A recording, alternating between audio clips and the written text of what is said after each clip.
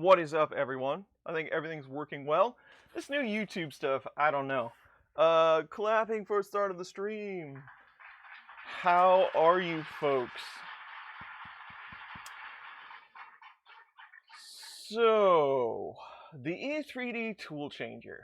It's not just a 3D printer, it's an experience. If you want me to run that ad for you, just let me know. So, the tool changer is going to be quite the undertaking. So I had two options. I had options for today, I gotta tell you. So Fun in the Country Basement's out until like the 12th. So I didn't have a stream this afternoon anyway.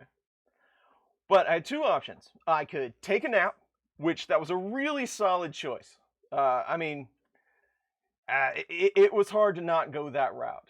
Or I could live stream the initial setup of this tool changer. So I decided to go the route of tool changer because this box has been sitting over there screaming at me for weeks now to put it together. So the tool changer, again, is going to be quite the process. There's a lot of stuff in here. There's 4 Hotends, 4 extruders, all the wiring, Duet X, breakout board, on and on and on and on. So I'm going to do this assembly in just short stints. So today we'll get everything unpacked. I know that's going to be, in and of itself, that's going to be finding places to put stuff is going to be a challenge. We'll start building, get as far as we want to, and then throughout the week or whenever I get around to it, we'll continue to build. So how does that sound for everyone? Everyone good? I agree, Mike. NAF would have been a great choice. So my aspiration for today is pretty much just to get everything unpacked and maybe get some of the, check out to see what this assembly is going to be like. Check out the directions, get everything set up to build, and just see where we go. This box is a bit intimidating. It is almost 70 pounds. So there's definitely a lot of stuff in here. So we'll see. Okay, well, we might as well not waste any time, right? That's how we do things around here. We don't want to talk to each other, we just want to get to building. Now this is a very large box, so it's going to be really close to that camera, but we'll do the best we can. Tom, 3D Print Vikings here, what's up? Old Curmudgeon, what's going on? Round to it tokens, nice. Be different, make it a clipper machine. That would be pretty exciting. That would be pretty exciting.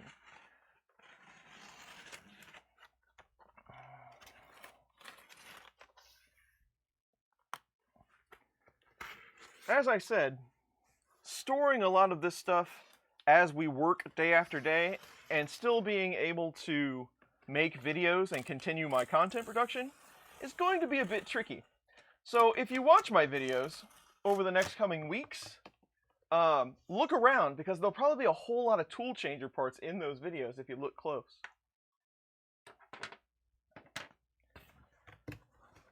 I would guess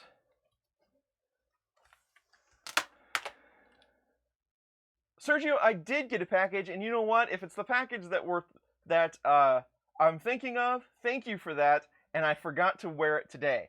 But I will wear it on one of these tool changer streams. I did not know who that came from. Hopefully we're talking about the same package. So we have 2 fairly large boxes in a box.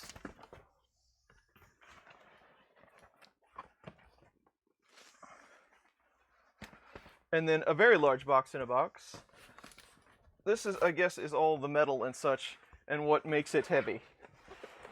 That might actually have to just be better to be unpacked while it's in this box.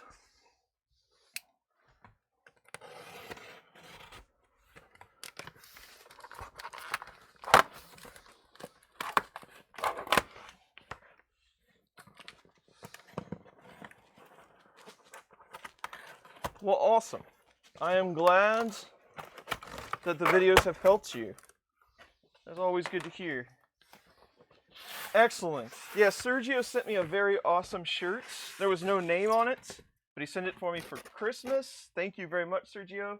I will be wearing that on one of these streams, I promise. Look at all the nice parts in here. Ooh, tool changer sticker. All right, that's all I need. Everything else can go back. Chain.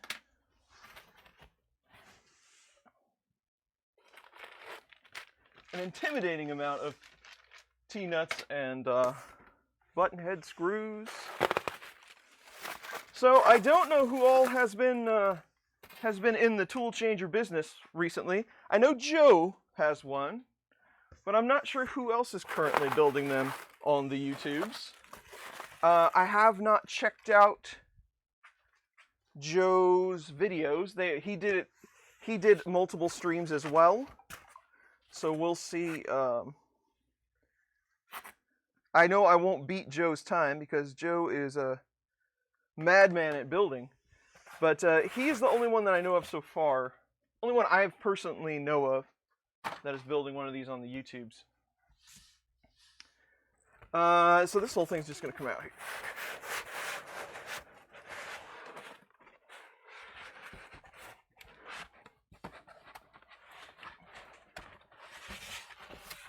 Somebody's asking if you would like to see the package bigger rather than see me. Well, I don't blame you, but it's awful close to the camera.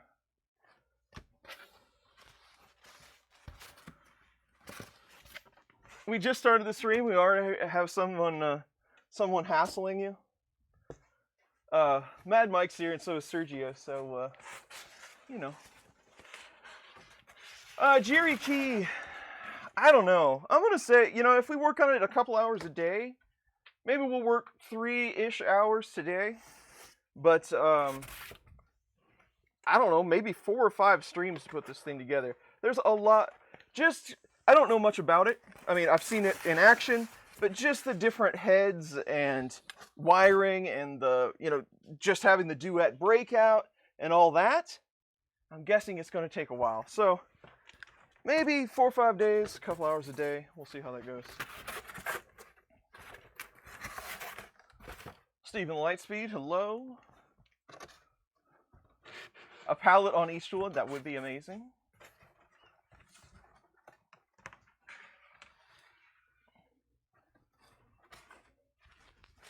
Okay, so there's that. I do like it already, though, that the whole Core XY and the rails, Highwind rails, by the way, is already all set up. That's nice. That will be a huge advantage when putting all this together. So that's cool.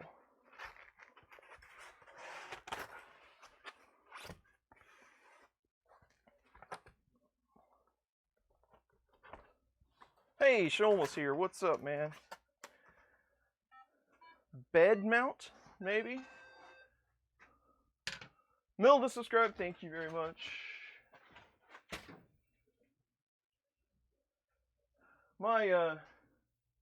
It's looking okay now. Well, maybe not. My Mark III over here has been hitting thermal runaway because it's very chilly down here. And I'm printing this really difficult flex filament that has been giving me real issues.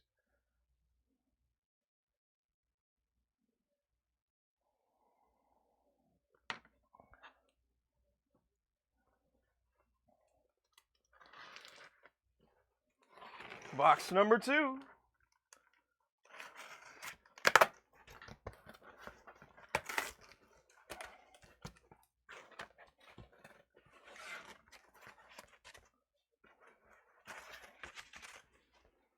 Got some extrusion.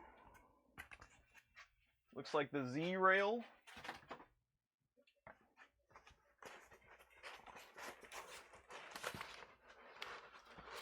Eccentric Nut, happy Sunday.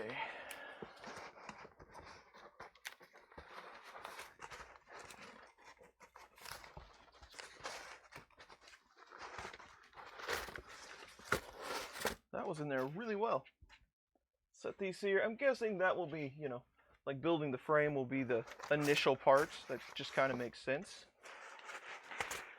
That is one hefty rail. That camera is really overexposed. Let's get that a little less hot. Check that rail out. That's how you do a rail. All right. How was everyone's Christmas or holiday or whatever you experienced over the last week or so? Christmas is okay, not my favorite thing to do, but I'm a little glad it's over, but it was very nice.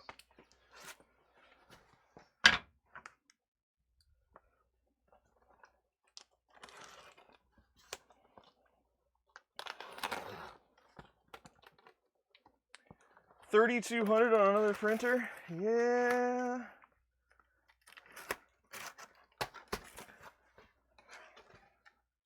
Awesome. Glad to hear you had a great Christmas, Mike. Yeah,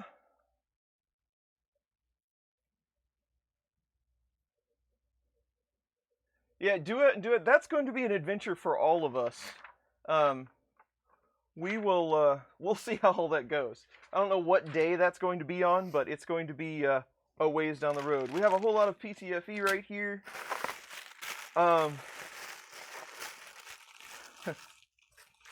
This is just a glorious sight. We've got Duet, Titans, and V6s all in the same box, and there's a lot of them. That's a good feeling right there, gotta say. So this is all the stuff that's gonna have to wait for another day. So let's move all of this stuff, power supply, to the back here. And this is probably going to be the stuff that you see in other videos.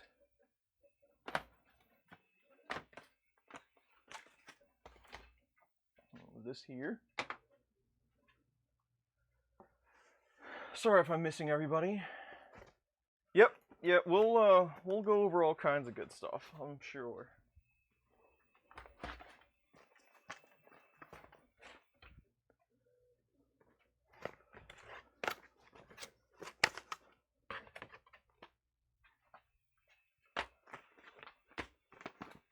So 2 of these Titans are straight and 2 of them are mirrored. So basically 2 lefts and 2 rights. Just for your information. These are okay, so 4 of these are the tools, the Hotends, and 1 is a coupler kit, and this one is labeled wiring pack. So that's all the wire and stuff. That will definitely be for another day.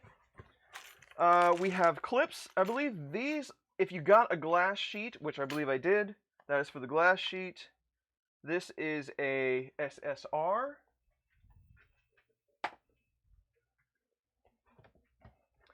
Andy, what's up?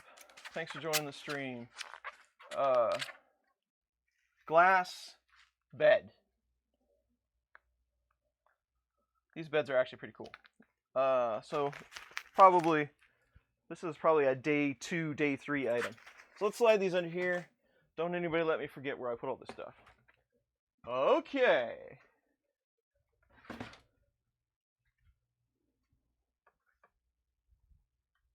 So let's go ahead and unwrap these extrusion. So actually this is a lot less unpacking than a lot of kits that we've built. So that's a good sign, right?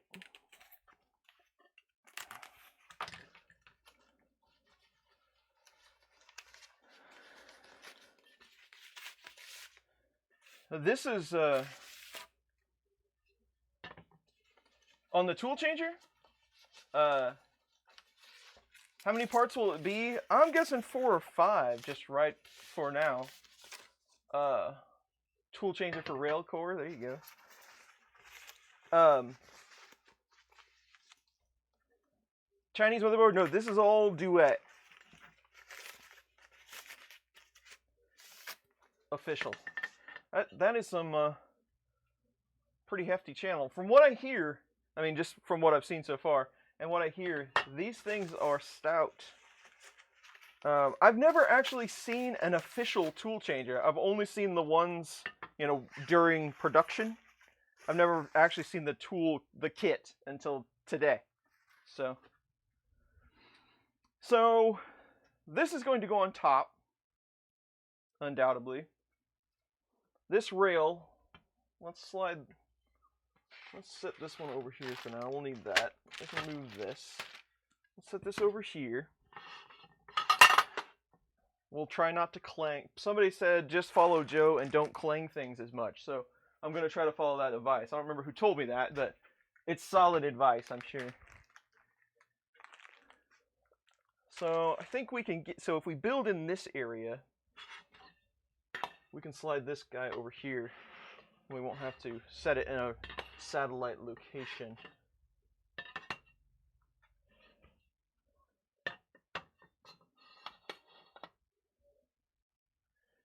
Yes, yeah, everything is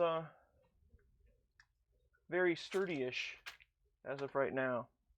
I think this is going to be one of those things that I'm going to have to build, you know, like a stand or something. Maybe I'll even like weld something up. Maybe I have some angle or something that I can make a, you know, like build your own welding cart type of deal, only for your tool changer.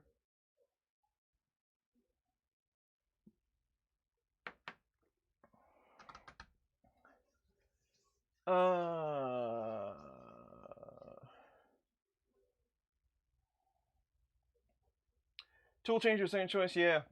Rail core, fully a pre-built rail core. I'm not even sure. I mean, I don't go looking around, but this is going to be the base, I'm guessing. What is that? 4mm. That's pretty cool. I don't go looking around at rail core because I've had to hold back on buying things that were really expensive because this was coming. But I don't even know who sells or what they go for pre-built railcore printers. I know, you know, like you can get like a kit from Red for like, what is it, like 1900, something like that. But that's really all I know about. I haven't looked at the pre-assembled ones and how pricey they might be. Oh, cool. They use the same assembly manual type software that Prusa does. I enjoy these are pretty easy to go through. So M8 screws extrusion. So basically it's everything we have right here. So I guessed correctly. Hey Don. Zenda, thank you for the subscription. So we don't have a ton of choices for screws. I like that. We've got a whole bunch of, what, fives?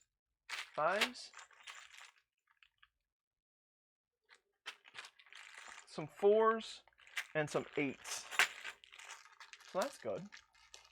What's up, Dan? Phil Extruder took over. Nice, okay.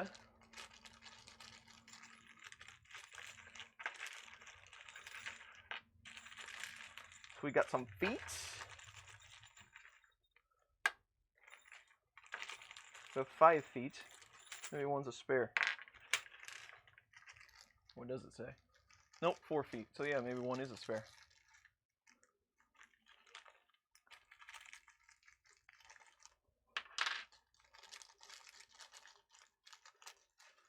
DocuWiki, that's what it's called. Yeah, it is. I like it. It's pretty slick.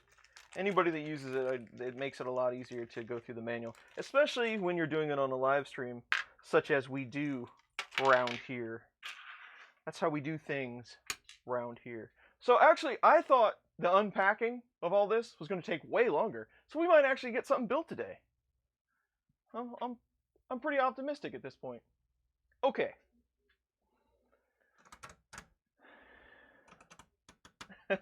Ooh, you can hear it chime. You probably can't hear that, but it's a very pretty sound. Hopefully the speech is going to work today. Thomas Morris, thank you very much for the 20. I will definitely, after that, you are very correct. Today is not going to be super long, though. couple hours, maybe till dinner. You'll definitely need a beer after this assembly. Okay.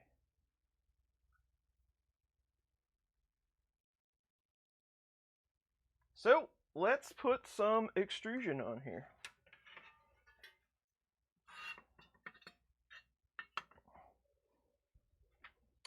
Nice hefty bolts.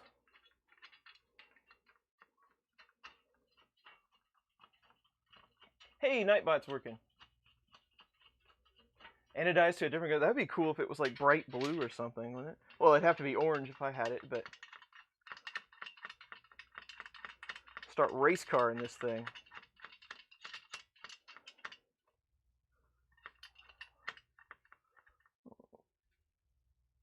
I don't want to lean that on there. Let's get these somewhat screwed down. I don't know what the tolerance on anodized is. You know, like when you anodize something, what the tolerance change would be. That's a good question. Something I never really thought about. Okay, wrenches. What size is an 8 anyway?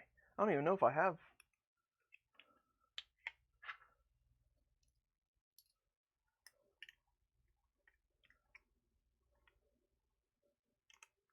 So far, it looks like it's going to be a nice build.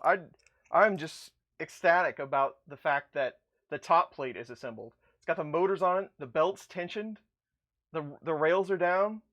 I can't ask for much more than that. Thank you, E3D.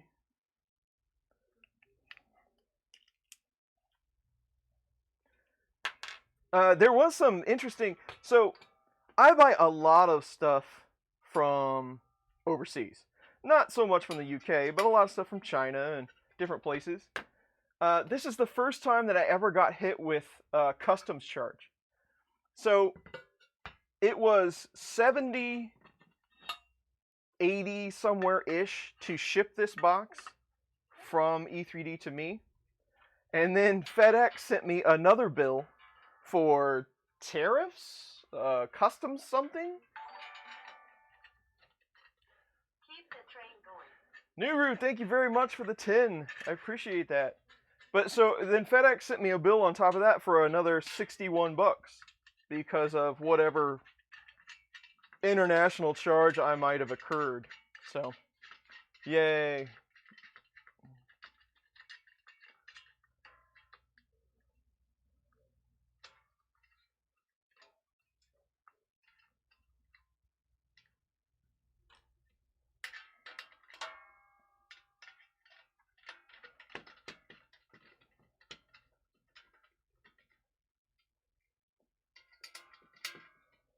Yes, and that's probably what the major... Actually, one of these is supposed to be a foot. That's probably what the major issue was, is because of the total.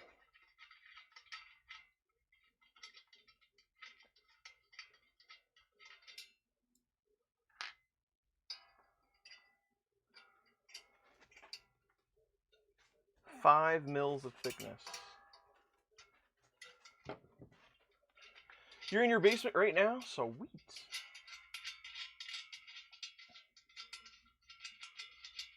Hey, Minnesota Makers here. What's up?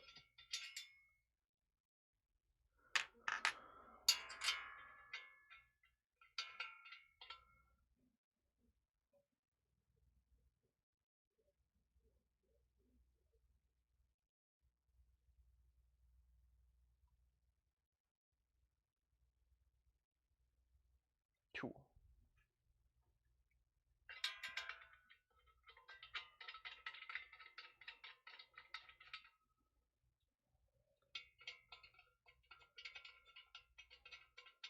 Basements are sweet.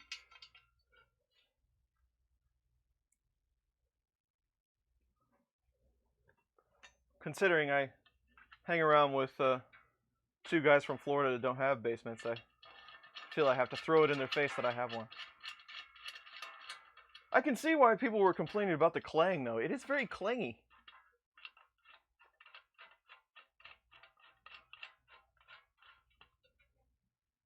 A U.S. flag? It kind of does. A UK flag? Even a shed. Yeah, sheds are nice too.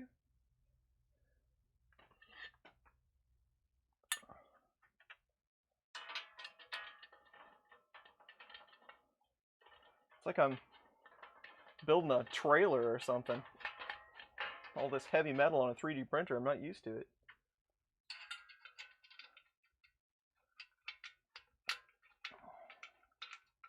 Union Jack, there you go.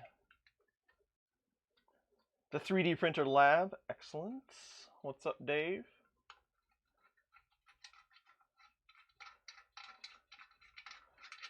Yeah, basement probably wouldn't be a good idea. In Florida, they call the basement the swimming pool.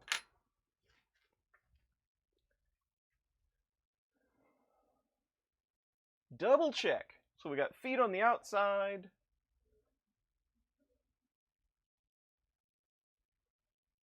Okay. Electronics panel. So the sides of these are covered in acrylic. You should look at some of these directions. There's lots of thumbs up that you did things correctly. It's pretty funny. So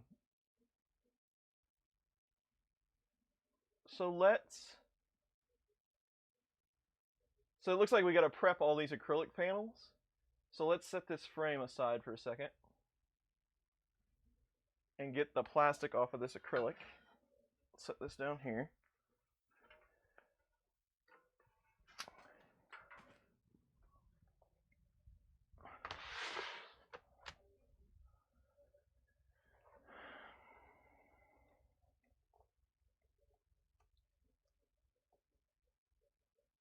Sinkholes.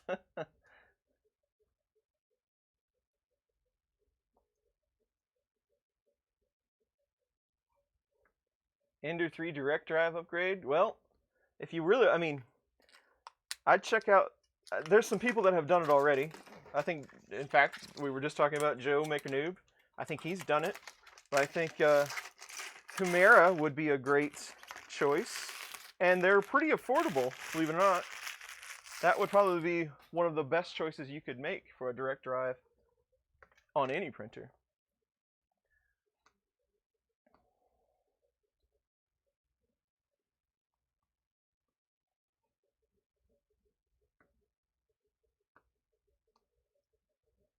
NASA explaining rockets. I will do. I might. It's been a while since I messed with rip-rap anything, so I might need a hand with it for sure.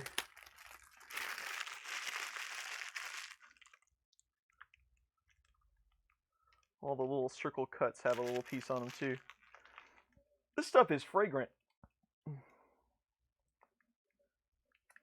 You'll love that acrylic smell.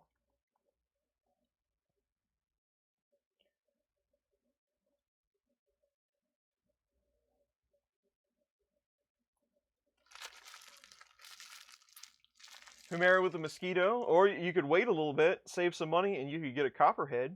Because I am happy, very happy. I know I've probably been hassling all of you on Twitter and on YouTube about Slice Engineering and the Copperhead release, but they are fully funded, and it will fly. So I'm super excited about that. Congratulations to those guys over there. So I'm looking forward to trying one of those out. I'm planning on doing a heated enclosure with a filter and all that jazz. Not with a filter. I might eventually, because I do have some plastic that I've been printing that's pretty nasty. So maybe we will do something like that. Right now I'm just venting it out the window.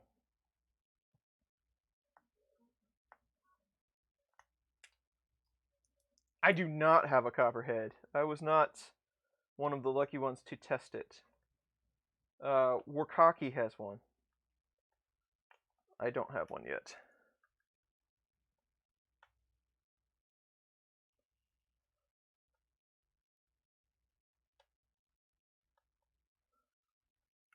One down.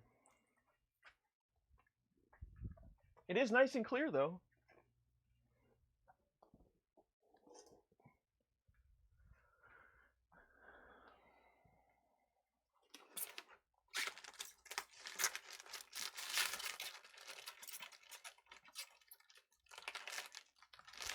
The enclosure on the SK Go would be a perfect printer for an enclosure. So that might be the way to go. You know, Mr. Dave Randolph over at Printed Solid, he does a lot of enclosure builds. He sells a lot of enclosures. I'm not sure what enclosures he has available for cube builds. And you know, a cube build would be just flat panels for the most part, but you'd have to have some sort of cap. So maybe I will ask Dave what he would recommend, and we'll go from there. Because he might have just the thing to cap off a build like that.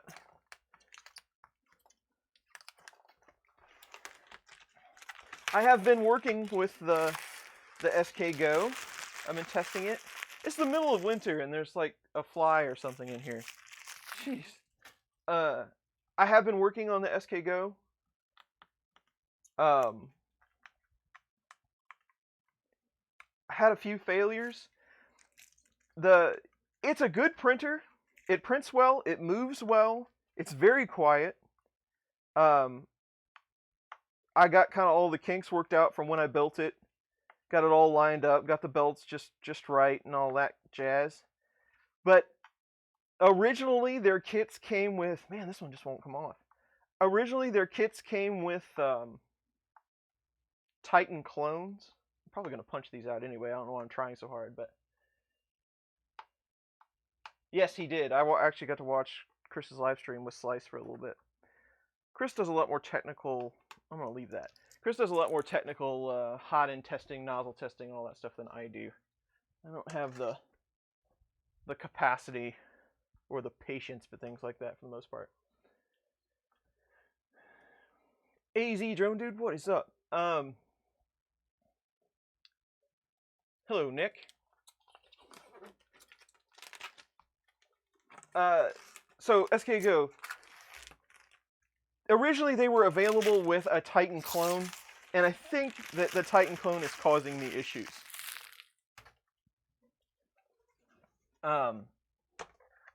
You can kind of hear it chugging along. You know, when you this is one of those things that you now notice when you have silent steppers. When the printer gets so quiet, now you can hear the extruder kind of chugging. They kind of sound a 3-to-1 or something geared kind of sounds like a watch or a clock running.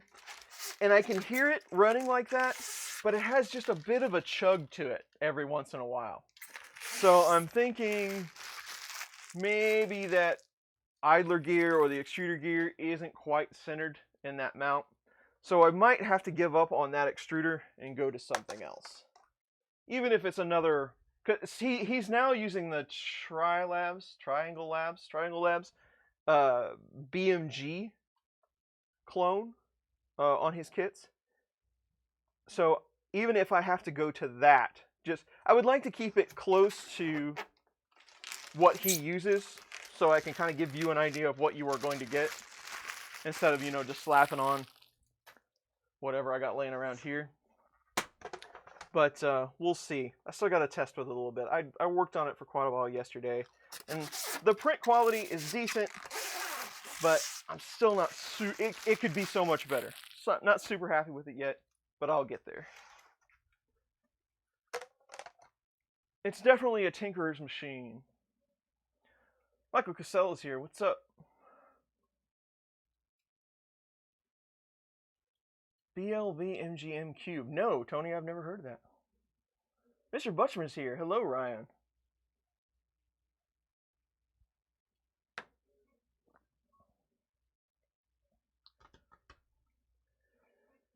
Ain't that the truth? Clones always have a way of coming back and getting you. And it's got an E3D clone V6 hot end on it too, and it's like one that I've never seen before. It's enclosed on the top. It just has a hole big enough for filament to go through. It's not open for like a Bowden setup. So I'm not exactly sure how that one's put together, so I might need to pull that apart and check it out.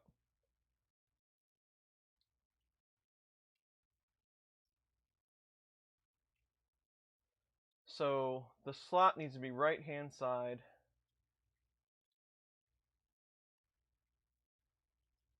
Please note orientation of the panels here. So they're telling me, let's just pull all these up. This guy, do they all have a notch, or is it just this one? It's just that one, okay?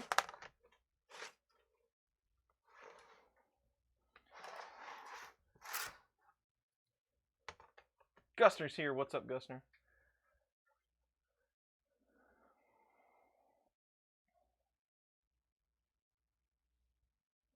Excellent, David. Good choice. You can get it either way, Tim. So you can buy it piecemeal. You can buy just the motion system, or you can buy it, or they will give you a suggestion of what you need to buy to get all 4 tool heads and all that. So you can buy it either way. I think just the motion system is somewhere, I want to say it's somewhere around 1,300, maybe? Okay, so it's just this one. They're telling me that this is the orientation. The slot, highlighted, needs to be on the right-hand side of the center when facing you. It is.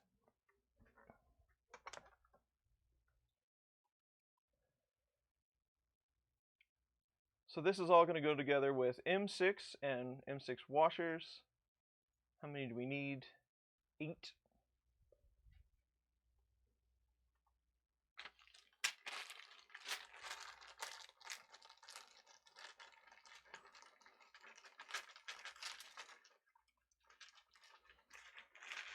Yeah, printed solid makes all kinds of different enclosures. Some of these got lucky and already had the washer on them. Score. 4, 5. 3D Jimmy is here. 6.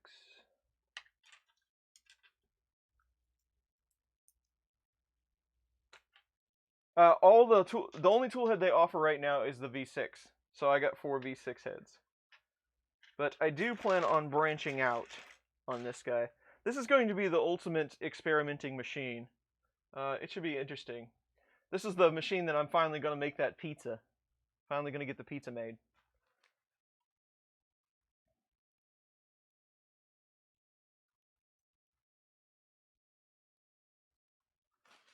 Do not use thread lock on acrylic panels.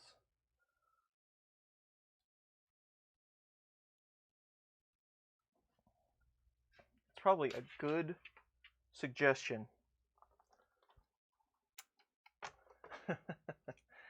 Jeremy Lucas, what's up?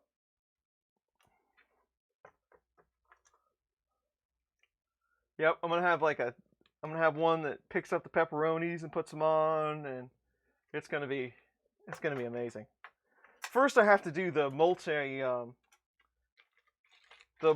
cheese cracker build though. So not just spray cheese, but it will also build you like, you know, one with a piece of salami or something. We definitely have to do that. Because with that tool changer, I mean, cheese is just boring.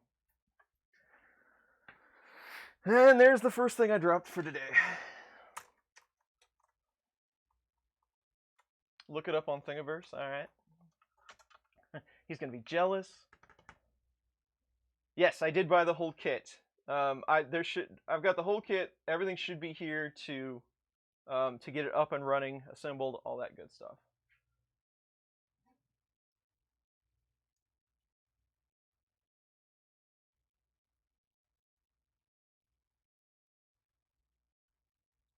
Do the same on the other side. I bet you it was kind of hard to take pictures and shoot this stuff since on clear acrylic. I bet you that was quite the challenge. That's what the interns are for. The dough handler head. We're gonna have to come up with some sort of dough hook that turns constantly or something. Yeah, that's gonna be interesting. Maybe we could lay it down like, maybe we could build in some sort of turntable and spin it fast enough to get it to lay down. I don't know. We're gonna have to get creative with that one. Might have to have a meeting of the minds call on that guy.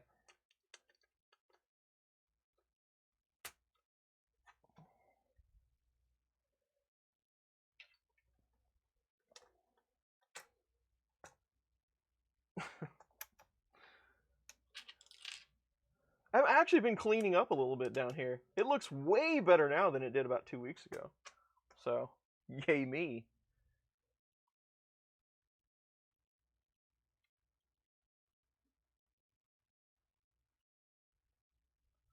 It is now on the left side. Okay? Is this all for this one?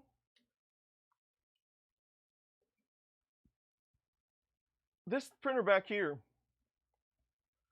the part cooling fan keeps coming on and off. I hope that that's auto cooling and not something's wrong with it. That's my original Mark III, and it has been through the ringer. I've done terrible things to that printer. All right. We need 4 more of these.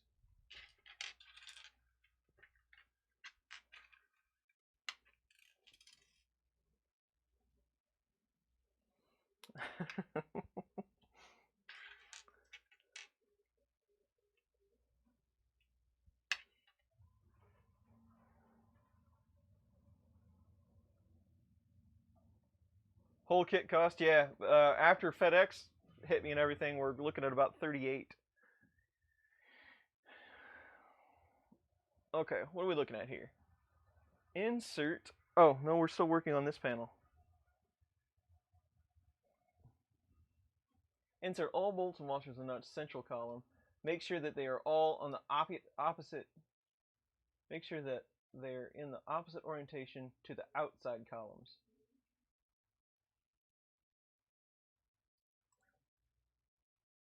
Aha. Okay, I can do that.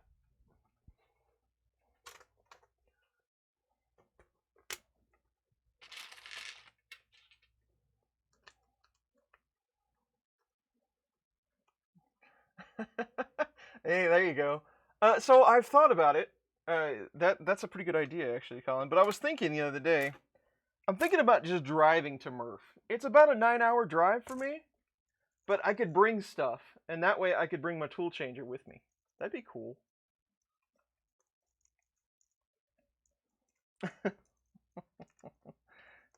Yes, my wife is very understanding. She is. What's up, Info Mario?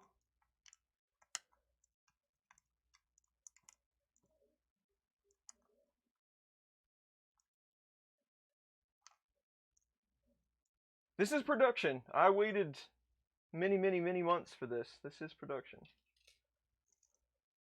This is what you will receive.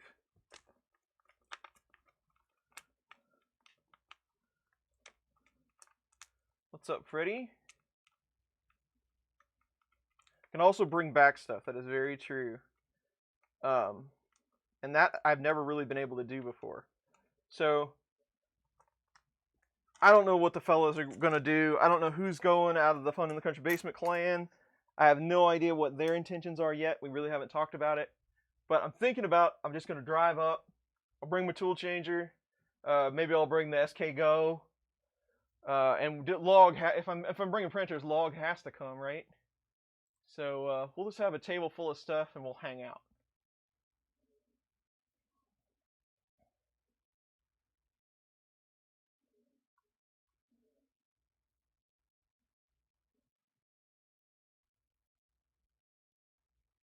Okay, so they want me to go ahead and put that panel on. Who am I to tell them their business? That might end badly. Stay, boy.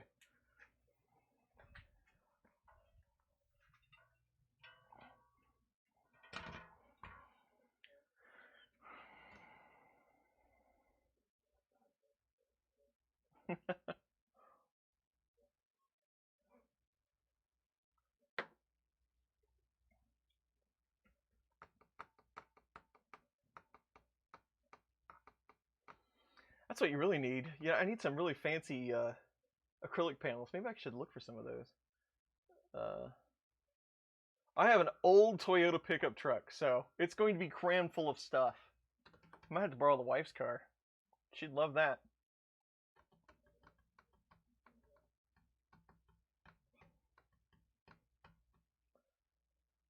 That is a heck of a frame. All right, so what side are we going to put this thing on? So we've got...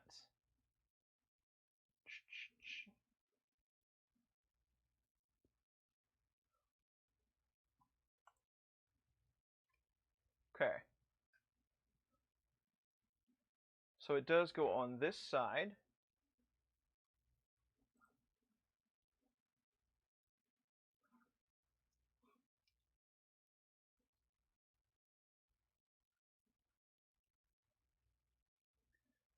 Inner back panel is prepared. Please note the position of the panel goes on the inside of the extrusion.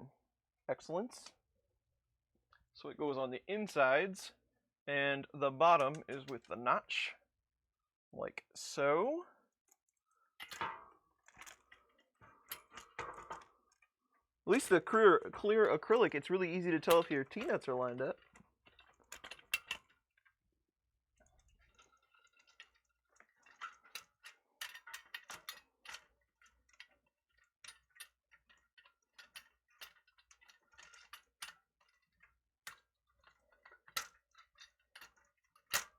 Cool, cool.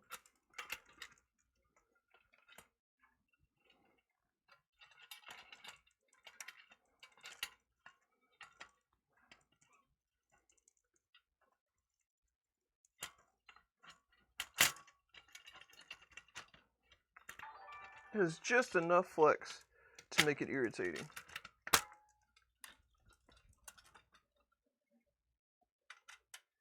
Gadget Angel, thank you very much for the $25. That's much appreciated.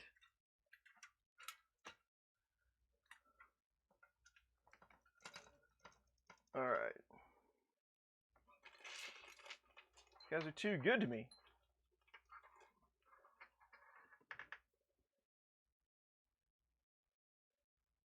Yep. Right around 3,800 total. This isn't the right wrench.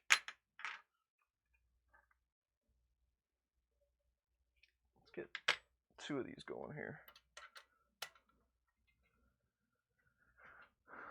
They want... Start with T-nuts in the vertical positions. Hold the panel flat against the extrusion. Check that all T-nuts are aligned inside the slots. Finger tighten the screws. They want you to be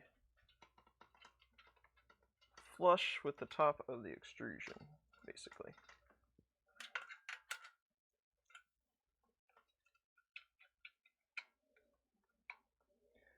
Start collecting Coke cans.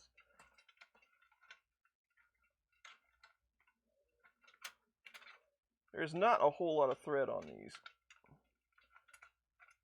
I definitely don't want to drop it down. There we go. That one's good.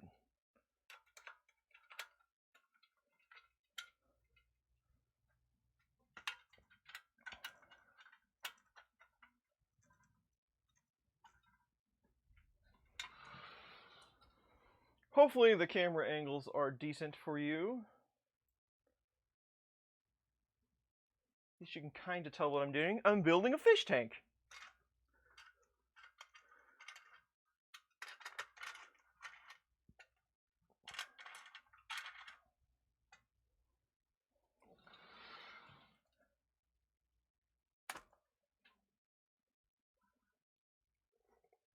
Good, good, good. So yeah. So this one's going to take a while, I'm guessing. But this is the first time in many years, that I don't have any other printers to build. This is currently the only printer I have waiting to be built. And I'm pretty sure the next one that comes is the Prusa Mini. And that's supposedly a really easy build.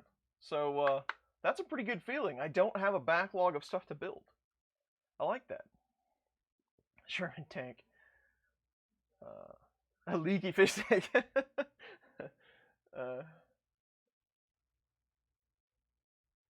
Okay. These directions are very thorough. And thorough. Some of these pictures, you can see the room that they filmed this in. It's like all white curtained and LED'd. That's pretty kind of interesting. Okay, so 8 by M8s. Of course, they're underneath my acrylic pile.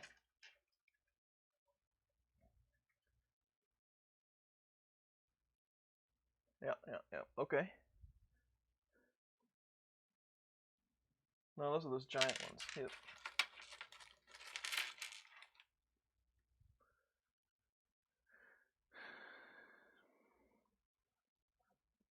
Top plate. Place the top plate on the frame. Well, I can't because it's under all this acrylic.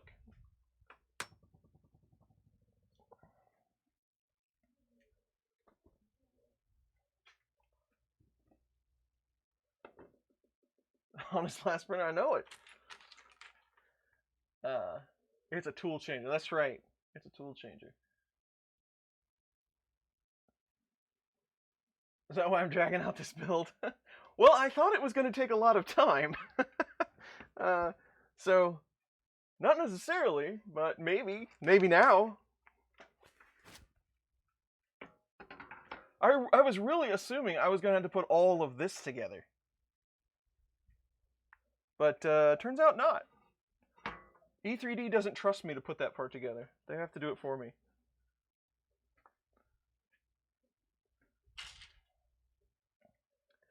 So what do they want you to do here? How many screws would they like me to put in there? Okay. So we got 8. Check to make sure the belts are sitting. Oh, well, that makes more sense.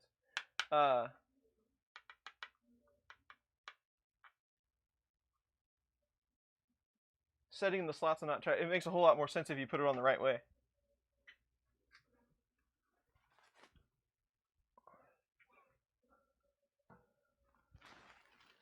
So that these slots in the acrylic actually hold the belts. I was not paying attention.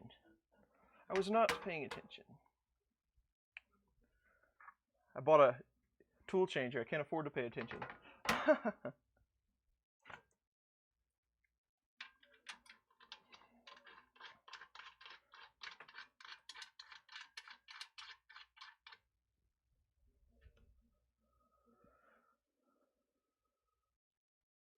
Oh. 351. I was like 413 or something. What's up, Greg?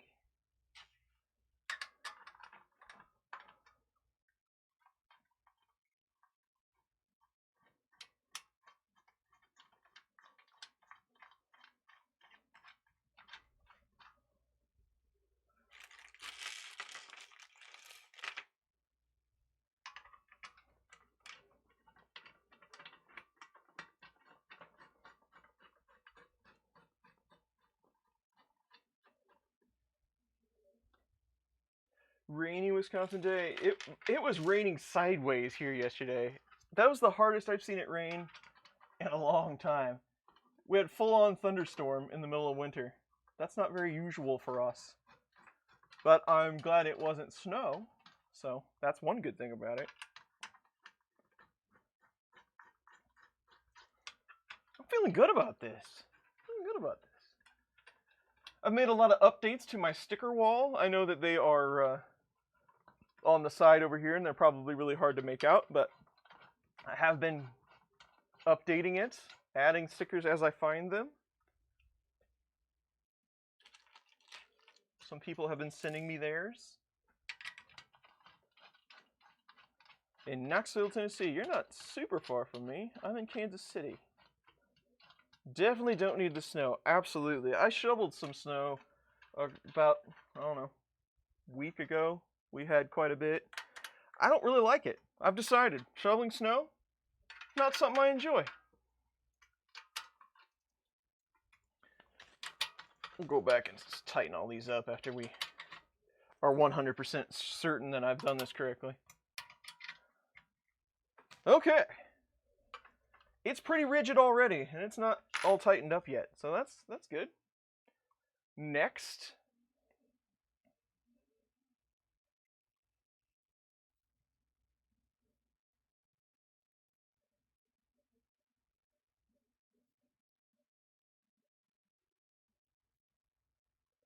they want you to thread lock all of these.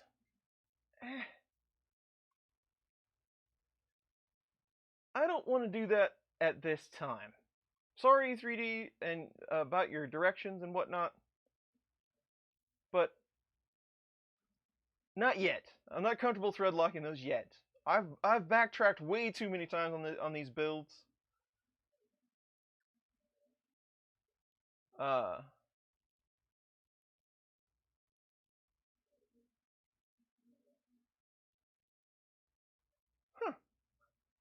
Interesting. Okay. The rear panel and remove the rectangle. That's the one we didn't get the acrylic off of. Or the plastic off of. Okay. Remove film from both sides. The piece will be used to align the frame and ensure it's all square. What's up, D?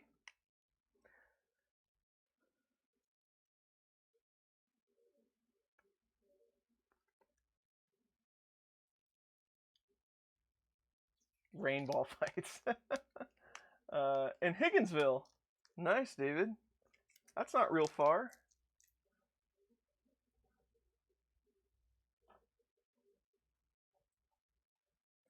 Tool changer. So these are all at this time they are all E3D V6 tool heads, and it comes with 4. It will handle 4. You can buy as little or up to 4 if you would like, but it does come with 4.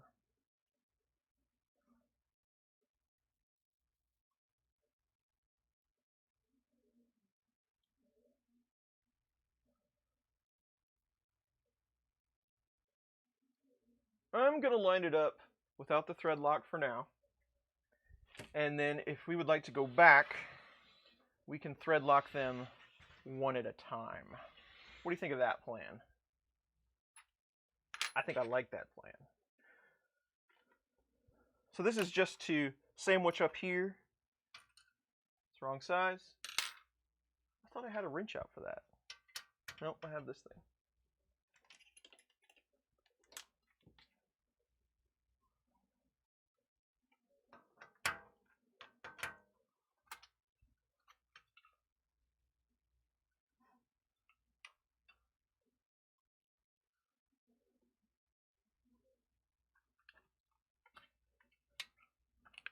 Not a bad trick.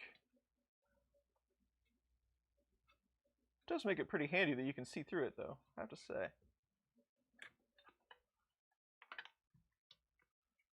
Basically, they just want you to have the top square with that extrusion.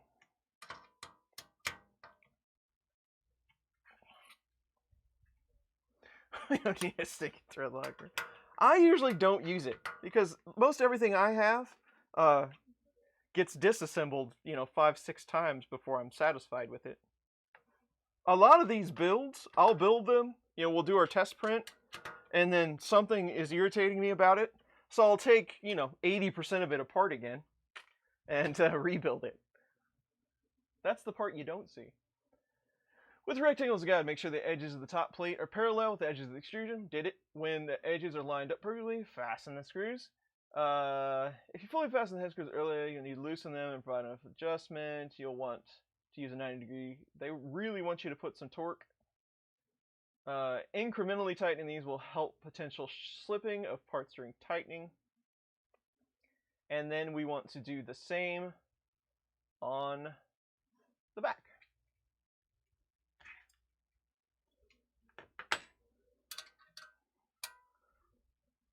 What's up, Robert?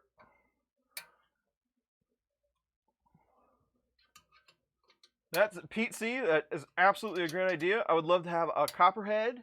I'd love to have a mosquito. Put a mosquito on here. I got one that we could put on, like maybe the Magnum. That's what we'll do for high flow printing.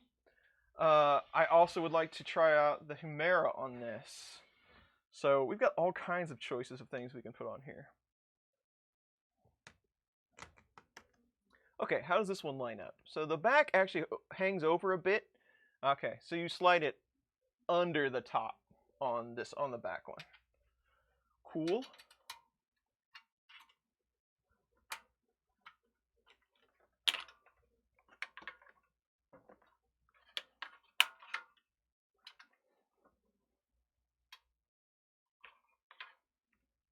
It's actually not much aligning to do. It's pretty aligned.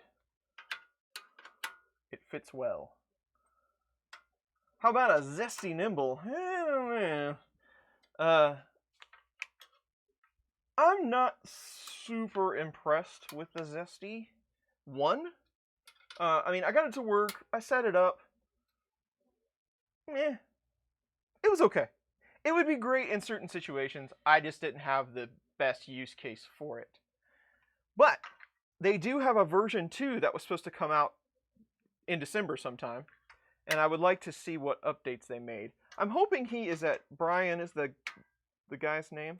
I'm hoping he is at Murph again this year, because I would like to ask him some questions about the version 1 and the version 2, just to see what's going on with it. Because I think there's a couple of things that they could do that would make that a lot easier to set up. So I want to see what the version 2 is all about. I think they've made it even lighter now, which was pretty light already, but it might be interesting.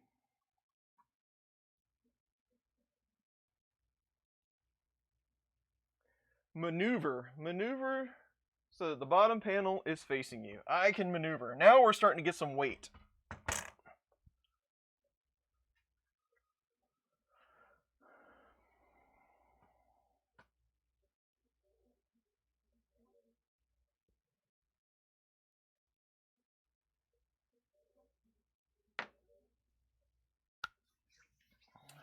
Awesome.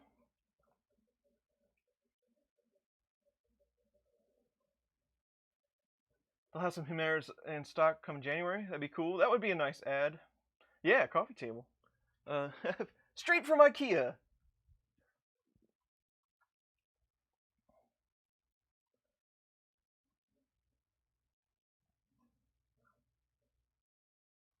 They want you to thread lock the feet and the bottom bolts. Actually, they're pretty tight already. Let's just snug them up.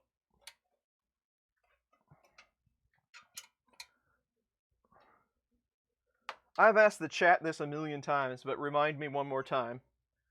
Which way does it go on Loctite? Red is permanent and blue is temporary? Is that how it goes? Or is it the other way around? Refit the feet. Only finger tight on the feet, though. That's a good suggestion. Blue is temp. Okay. That's what I thought, but I seem like I always ask people that. I'm like, which one's which? I don't use it, so I use it on, like, you know, engine bolts, but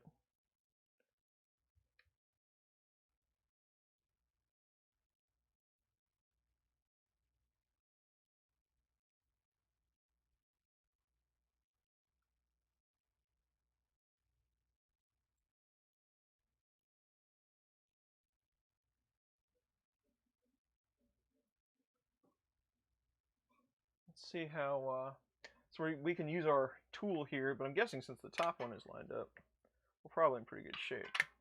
Yeah. Oh, yeah.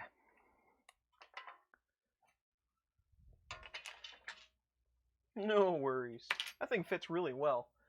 12mm wrench. One thing I got for Christmas that I asked for, it goes up to 11. Of course. Ignition wrenches. Metric ignition wrenches. And if you don't know what those are, they're just tiny little wrenches. And if you have a Core XY machine, these really help out. I recommend getting some, get a couple sets, because if you're like me, you will lose them. But yes, that's one of the best things that I got for Christmas. There's an 11 and a 10. I don't know that I've ever worked with anything as big as a 12 down here. It's just for the feet, though. I could snug that up later. All the stuff on Prusa printers are 13s and 17s. Yeah, that's not going to work either. Oh well, it's just feet. I don't really care.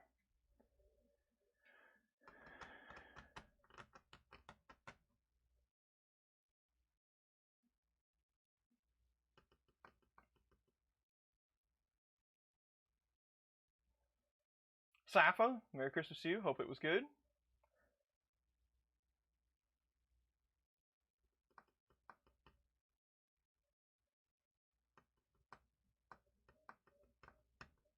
Okay.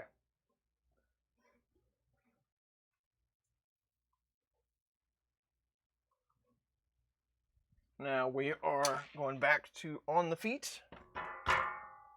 Clang, clang. Rotate the T-nuts so that they are positioned vertically. I can do that. Kind of vertical.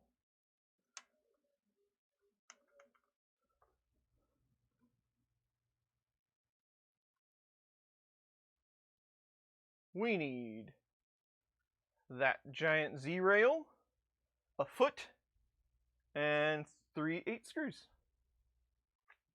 That's exactly how many of those I have left.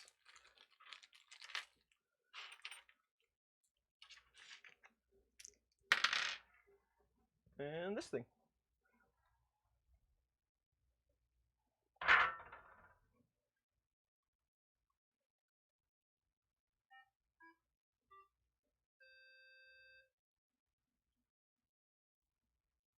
What happened? Alex, thank you very much for subscribing. Okay, this guy goes on those T-nuts, but that's just to fasten the acrylic onto this rail. It has 3 very large bolts and a foot that hold it on.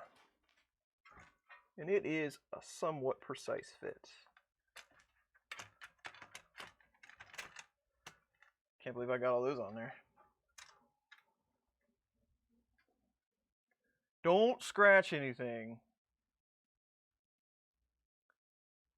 Fit the screws on the top plate.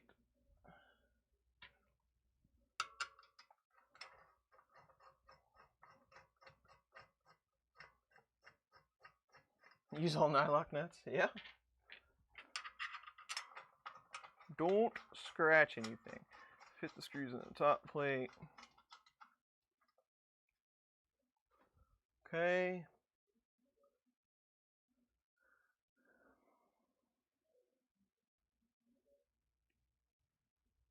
Use your handy dandy plastic tool here. Make sure everything's nice and flat. And then tighten these guys up.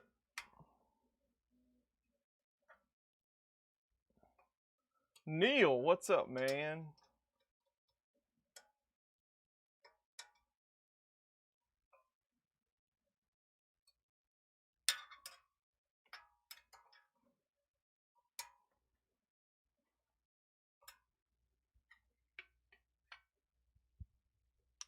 Talking to another chat.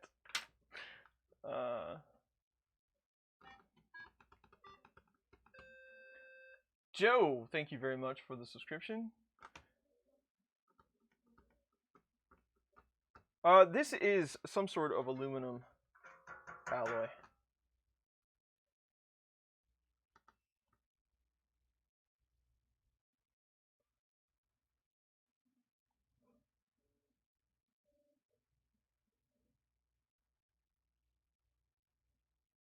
All right, so we're going to flip it another time.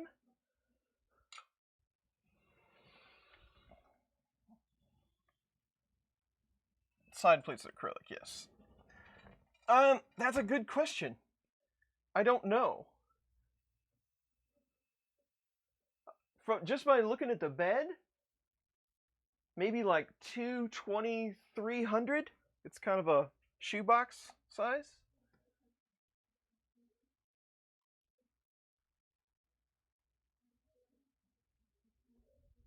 All right. Put these guys in.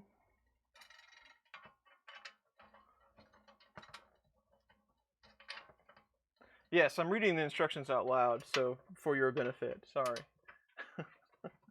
I'm talking to myself. Don't worry, I talk about this much when you are not here with me as well, so.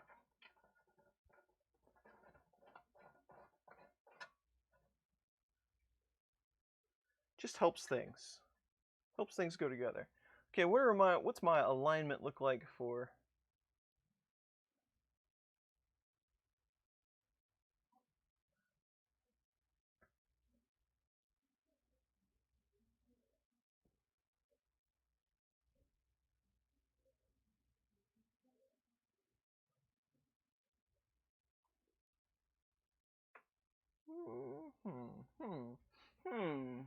Let's have a look at the old square, shall we? Just to see what that looks like from the side.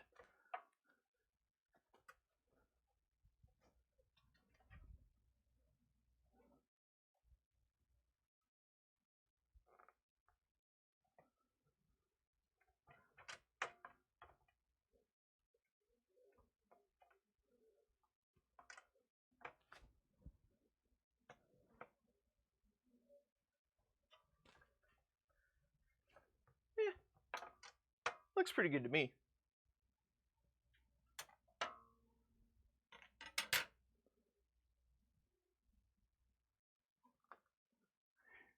I'm not exactly sure what it is. It sure feels like acrylic to me, and it smells like acrylic.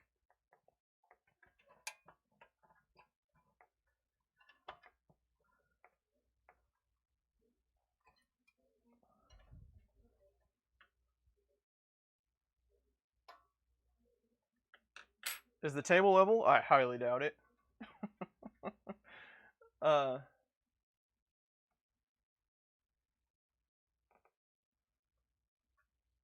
Completely understand.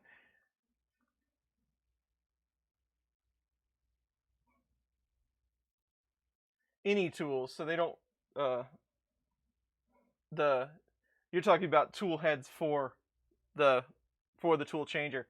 It's all open source, so if anybody makes a tool head that fits it, you can run it.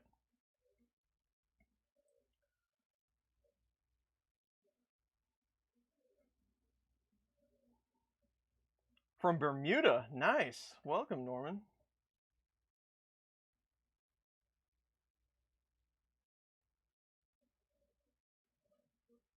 Okay, what's next?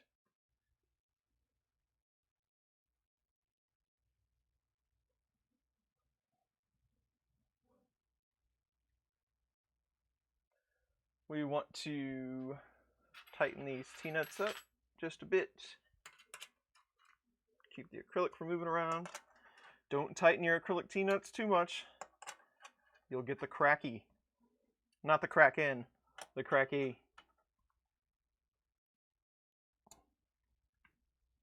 Yeah, you can just order the motion system.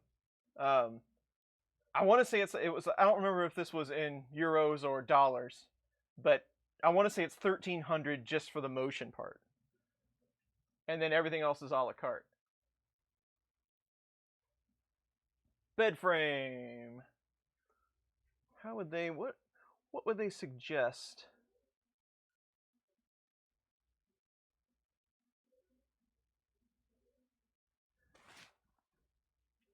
What would they suggest?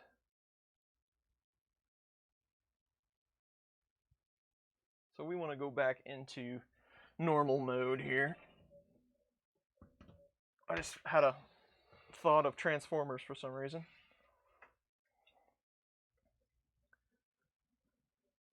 And we need 4 M412s and the bed frame, which I laid over here. I think that thing's actually going to print this time. I'm impressed.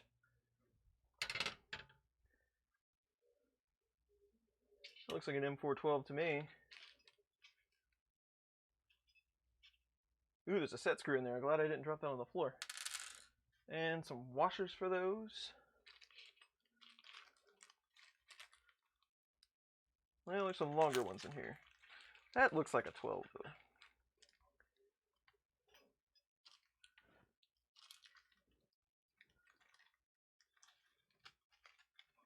These are nylon washers. M4 washers are mixed in this bag. Now we're really building when all of the hardware is on the table.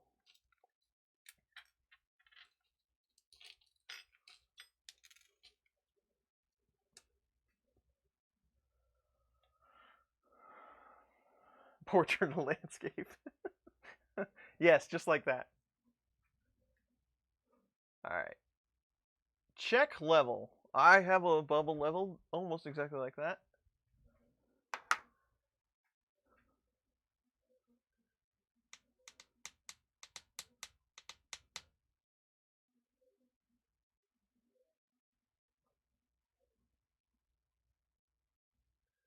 In this example, the surface of the tool changer frame is setting. The surface that it's setting on is not perfectly level. Make note of the off angle, as you'll need to match it in a later step. Ooh. Now it would be a really good time to have a level table. Just saying. Let's see how far off we are. Yeah, we're need some matchbook covers to mock that. So we are a little bit sloped back. So we'll just keep that there and make note of that. That's going to be pretty hard to eyeball. Okay.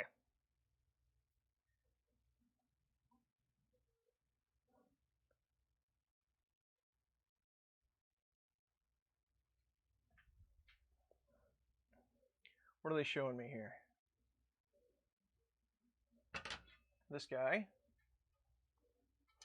Some wedges. Yeah, I should. That's a good idea.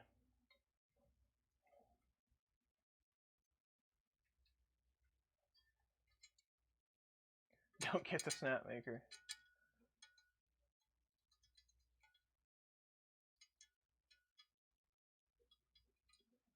Yeah.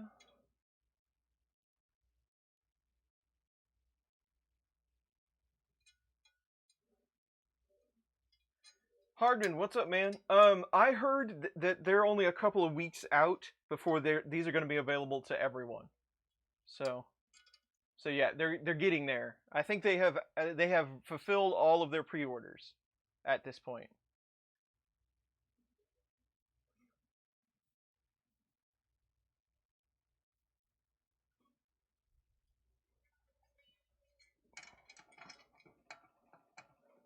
I believe is what they said.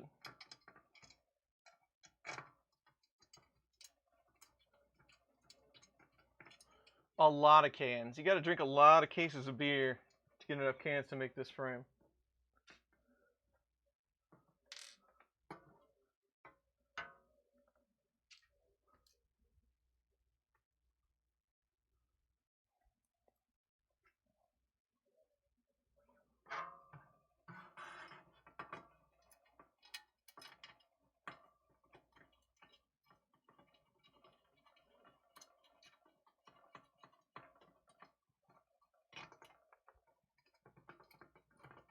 Challenge accepted.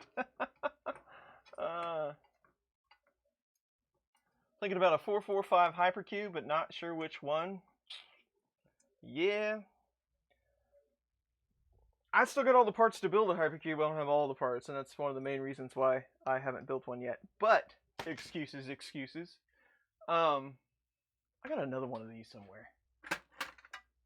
No, I think it's over there. Never mind. Yeah, I'm kind of with you. I'm not exactly sure which one. I like the way Tech2C did it with all the videos, and you kind of follow along, and he was kind of learning as he goes. So I kind of want to build the original one just for nostalgia's sake. You know, not necessarily using the same tool head, or, you know, if something is dated or antiquated, definitely upgrade that part.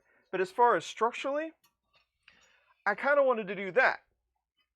But then a lot of the guys say, no, you don't want to do that. You want to do something like an Evo. And then there's one that's like hypercube, rail core, you know, kind of mixed together. It's not quite a rail core. It's not a hypercube. There's a couple designs like that. So I'm kind of lost as well as far as those designs go. My plan was to build one and then convert it over to exo slides and test those out really well. I thought that would be a fun build. And the exo slides I have do run, the ones I currently have run on 2020s. So it'd be built something like that. 400 is kind of, I wouldn't want to go much bigger than that. I mean, I think you could, but you'd really have to, you'd have to make some changes.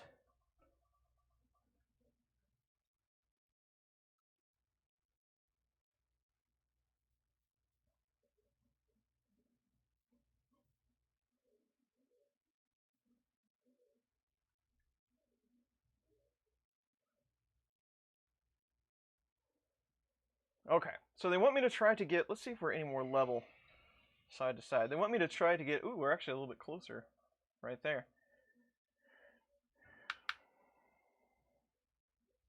One keg. George, what's up? Thanks for joining the stream. Exo slides are awesome. So we're just a little bit, we're real close to the line on the left side. So we're going to try to get the bed as close to that as we can. Actually, let's reset that just to make sure. I don't know exactly how good that level is. Maybe a little longer one would be better. Man, that is really close. This thing's pretty well designed, I have to say.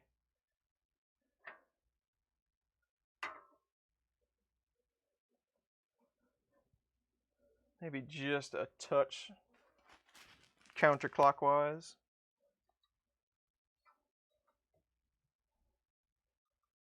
Right about there. Uncle Ron! What's up, Uncle Ron?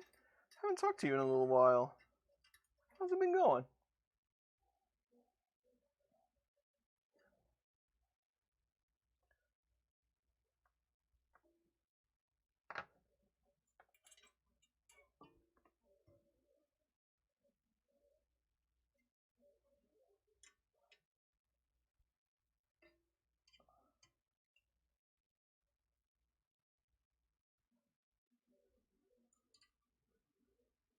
Rails instead of rods, that's probably a good idea.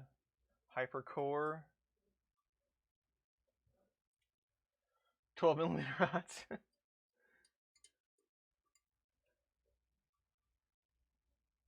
Going well, Ron, going well.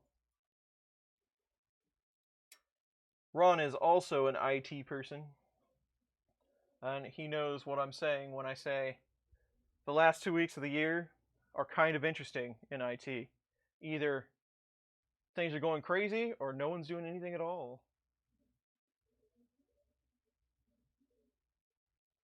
All right. I'm happy with that.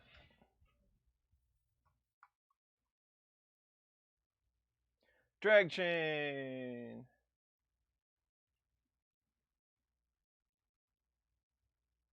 Fitting the drag chain may be skipped as it will be removed later on when fitting the wiring. Well, if I can skip it, I will.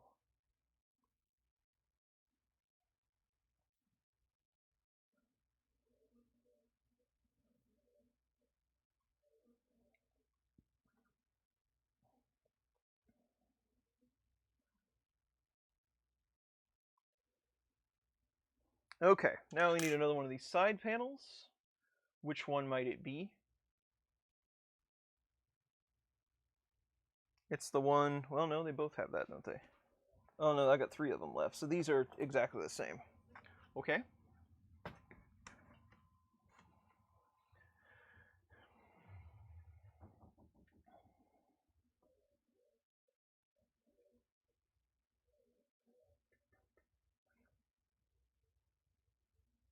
Exo slides over high-wind rails? Probably not. But exo slides would be much easier to throw a kit together. That's kind of the whole purpose of the exo slides. You can get a pretty nice kit, full kit for a whole printer for of exo slides for around 150 bucks.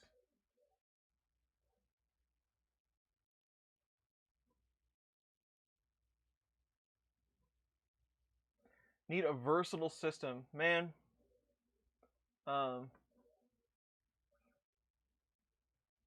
can also CNC and laser scan. I have no clue what that would be. One that can do it all? I'm not sure on that. I really don't know how to answer that question, unfortunately. Installation of the side panels can wait until the final states of the build. Please refer back to these steps when installing them. We can go ahead and put the...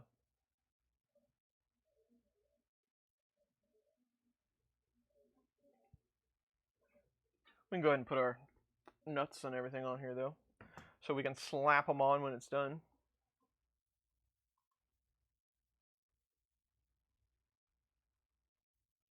Cool, cool. Nova, what's up?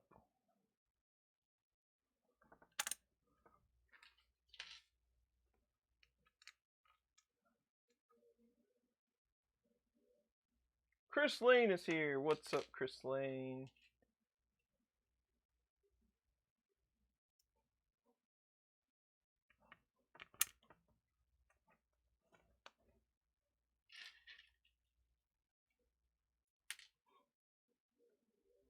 They are acrylic covers.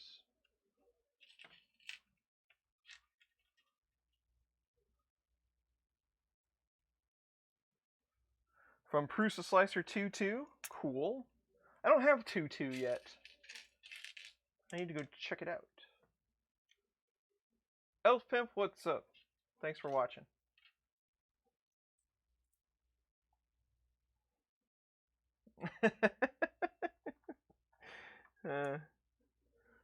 That's true. That's one of the first things 3D printing people will tell you. It's not when you level the bed, it's not level to the ground. It's level to the nozzle. And they'll say, you know, don't use the spirit level, or bubble level. This time we totally did.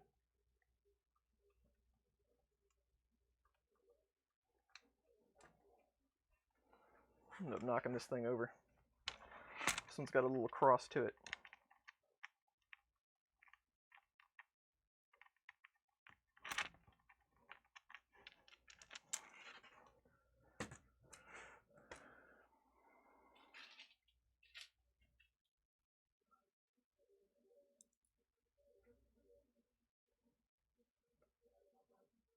Six tools. Nice.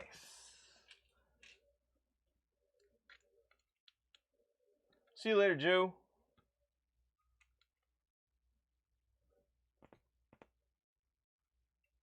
Tool changer, man. E3D tool changer is what we're building.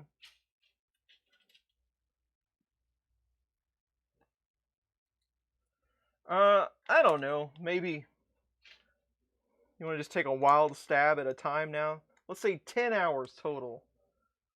Then print time on top of that. Let's say that. I don't know how much I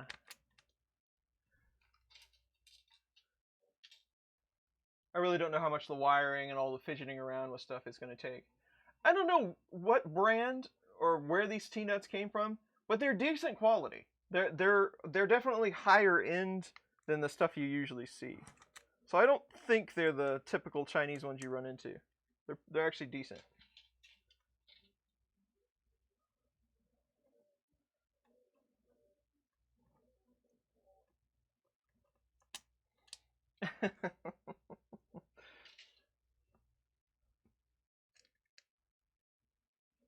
Kevin, it's going pretty well. This build is going all right, so that's good. I like that. I like it when builds go well.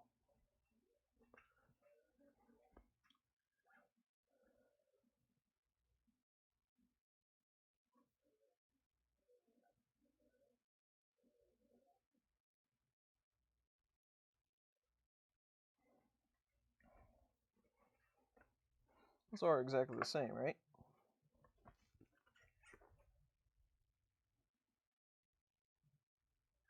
So we should have one.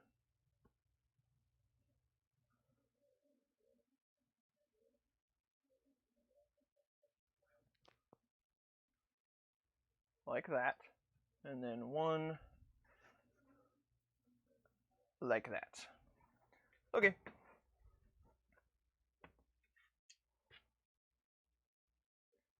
Did Sanjay sign it? That would have been nice.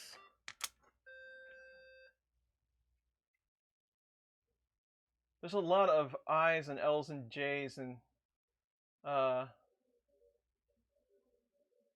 Siljalinin? I totally butchered that. I have no clue, but thank you for subscribing.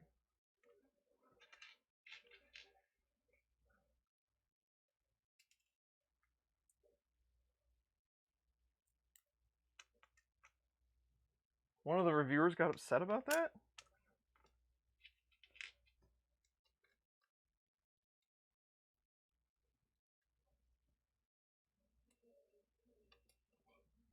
I don't know really anything about Snapmaker. From what I've heard, they don't really do anything well. I don't want to put that so bluntly. I don't have a Snapmaker. I have no experience with it. But it is kind of a catch-all machine. But I've not really heard a lot of people have a lot of luck with it. So I don't know. That's a tough call. I've never seen a machine that did, laser, CNC, and printing all in the same box well. But there's probably one out there. I just don't know about it.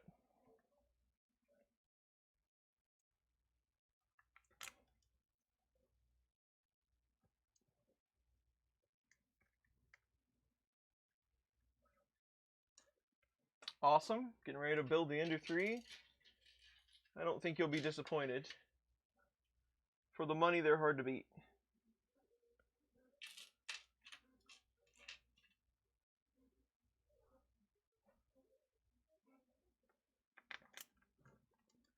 Lenny, what's up? Hello.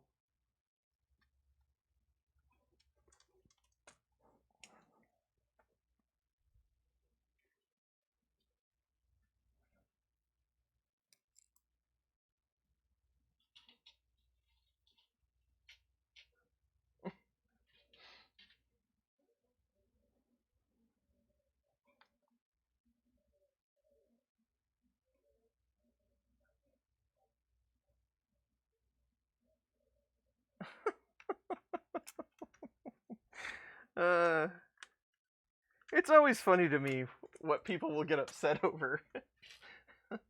I don't get upset about 3D printing pretty much at all because it's a hobby and I enjoy it. But I like it when people take jabs at others' engineering and all that. And it's one thing to take jabs at miscellaneous Chinese companies. I get that. Sometimes they really miss the mark. But E3D is kind of known for this stuff, right? I mean, I don't know.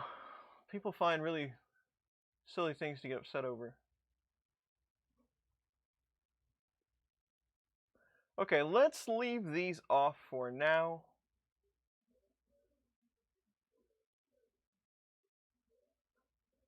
We can go ahead and put our... We're also going to leave the... What do they call this one? The rear panel. We're going to leave that off as well, but we'll go ahead and fit the hardware on it while we're standing here.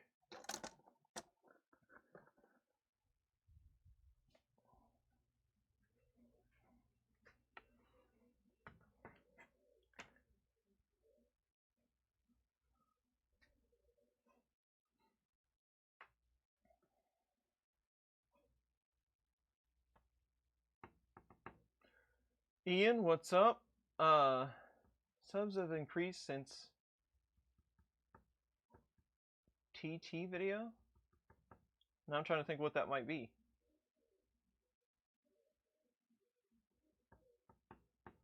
What's a cool print that I've done lately? I downloaded.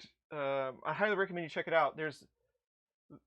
I don't care. Vedran and Fotis and all those guys make those really cool models. I don't catch up on their stuff very often, but once in a while I'll go out to My Mini Factory and just buy a handful of their stuff. That's like $2 a piece. It's cheap. But I came across one that's an orc, and it's really detailed, really cool print. If you're into like the whole figurines, you know, making prints look amazingly perfect, that is a really cool one. Check that one out. So that's one I've printed that lately that was pretty neat. 251 tool changer is popular. Thank you for everybody for joining today. I know this was an impromptu stream. I usually try to schedule this stuff, you know, and have it all lined out, but I thought, I ain't got much to do this afternoon.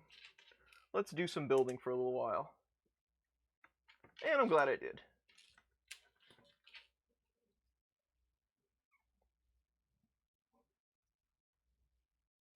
Oh, well, thank you for telling me that. I did not know that he credited my videos. But that's nice of him. I appreciate that.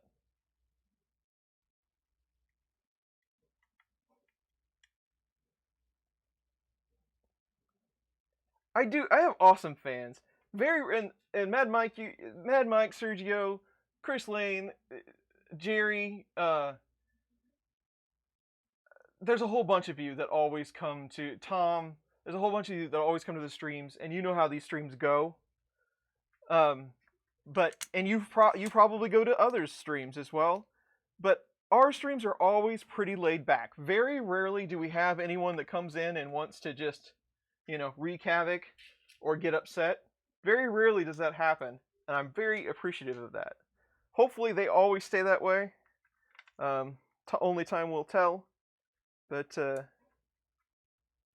we're all family here. We're just hanging out, building stuff. I like that. Okay. So all of our acrylic now has the hardware in it, and we'll slap that on when we are satisfied with our benchy. Let's say that. Well, actually, one of them. Well, you probably put the electronics on that one, so you might not even have to put those on until after everything's all said and done. Okay.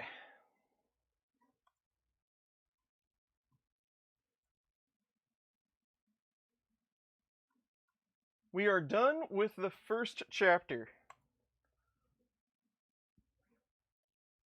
The second chapter, how long have we been going? It is 3:08.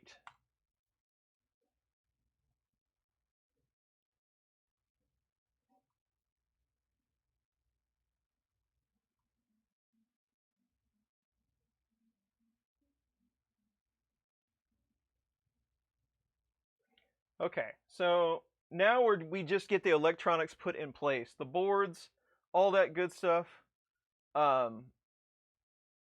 Looks like maybe the tool mounts and things. Jimmy! Thank you very much. I believe Jimmy is our friend from NASA. Thank you so much for the 50. That is huge. Huge. Thank you. I appreciate that. How many bags of shoes? I'll tell her you said that, because she would really appreciate a couple bags of shoes. The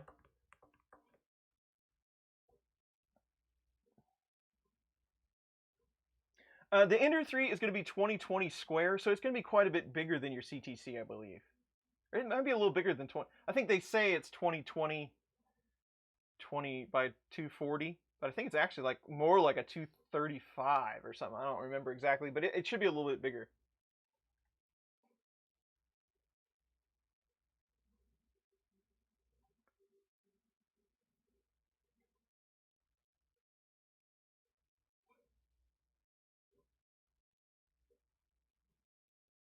Excellent.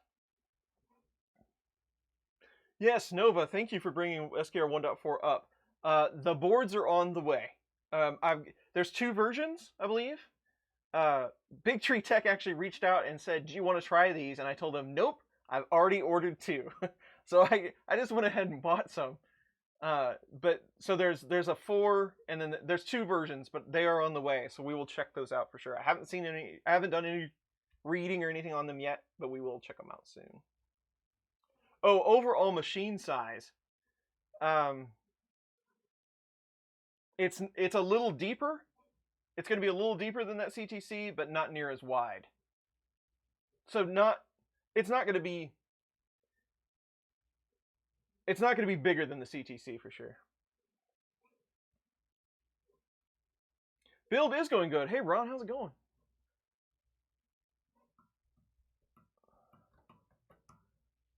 I highly recommend you upgrade to 2.0. The stable version of 2.0, fantastic. Haven't had any problems with it. I understand though that there is a 2.01 out now that solved a few issues, maybe? I have not looked at the notes on it yet, but somebody told me that there was an even newer version now. Okay. We need nylon washers, standoffs, M4, so there's some 4s, some 8s, some 6s, some 12s. So I'm guessing that's all of this stuff, because it's got the standoffs in it.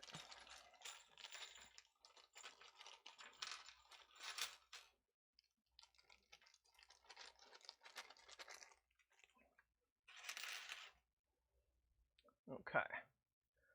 So, what do they say those are? 8 M4s. Here we go. We might as well just pour all this stuff out, right? B, C's, F. We don't care. It's all on the table now. Who needs organization? There's 1, 4, 5, 6, 8.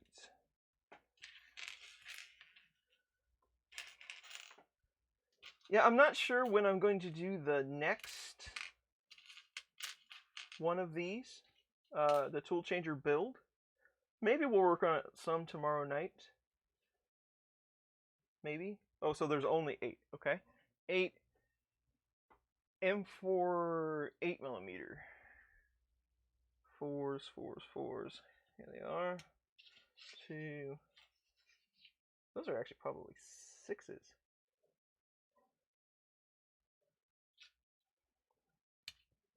Do they list 6s?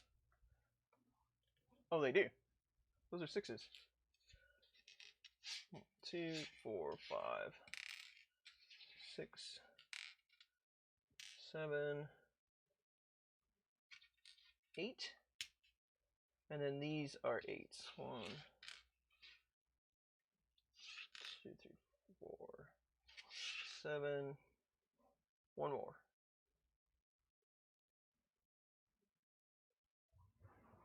Hopefully there is one more. There it is. 8. And then some 412s, right? 8 412. Oh no, those are the standoffs. 8 412s. And some metal 4 washers. 1, 2, 3, 4.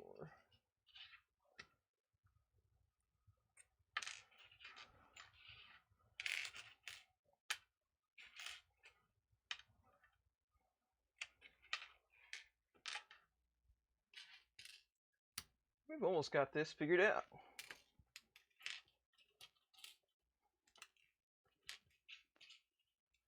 Okay. What's up now?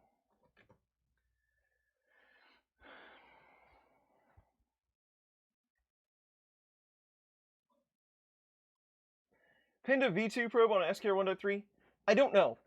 Somebody asked me that the other day. I don't know if Pinda 2, if that thermistor ad is in Marlin yet, but it's on my list of things to look up. I haven't seen Scott in any of the chats or anything, or I would have asked him on the fly. I don't know if it's there yet.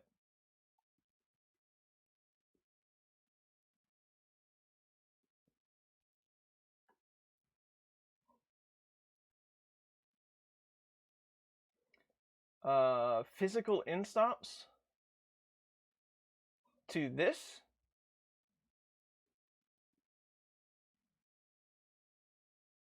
Makers on Tap, thanks for joining. Appreciate you stopping by. Escargot is going well. I'm still tweaking it a little bit. I think I have some sort of extruder issues with that Titan clone. I might consider switching it out, but it's going okay.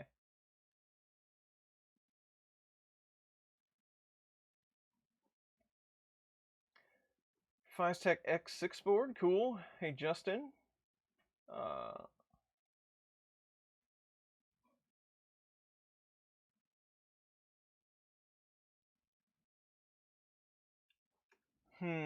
For 3030 fans, I don't know of one.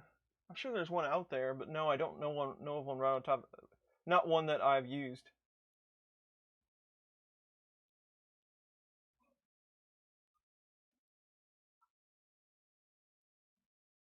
Oh, I didn't know that there was multiple designs, so I don't know.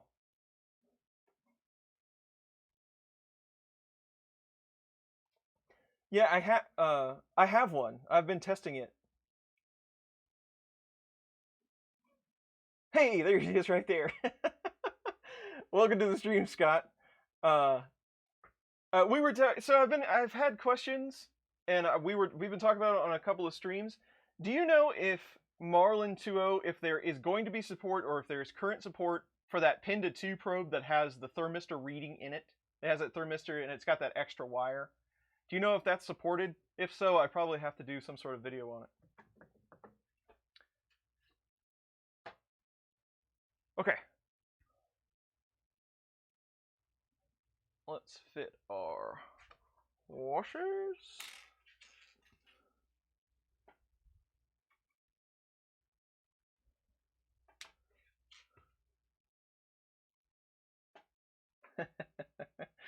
Scott, you make me look good. People are asking me questions about Marlin, and I go, I don't know, I'd have to ask Scott. And then Scott swings in to save the day. It looks like I know people.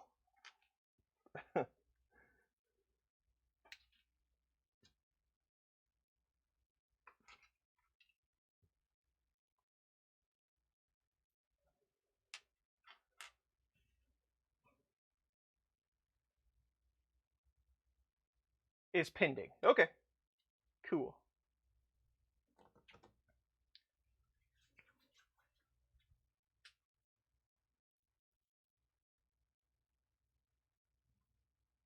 All right. So we need to set these offsets. Let's see. Where do those need to go? Oh, by the way, since we are talking about tool changer, Scott, how's it going with Marlin and tool changer? I know you've been, you have a whole lot of spare time on your hands, I'm sure, after just releasing Marlin 2.0. But how's that going? I know you've been working on it for a while. You've had a tool changer for a while. Looking good. Still, still working on it. What's the thought there? I don't want you to have to come to these streams and answer a whole bunch of questions, but I'm curious.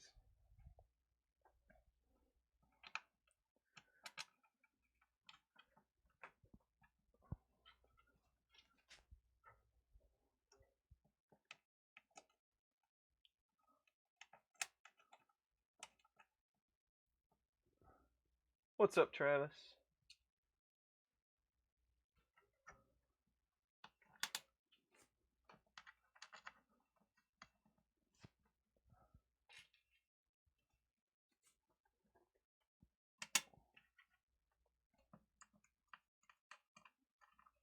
Right on.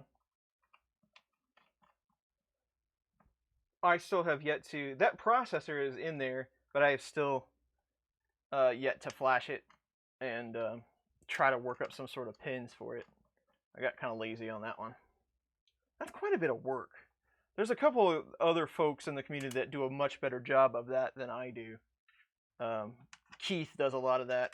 He's pretty good at it.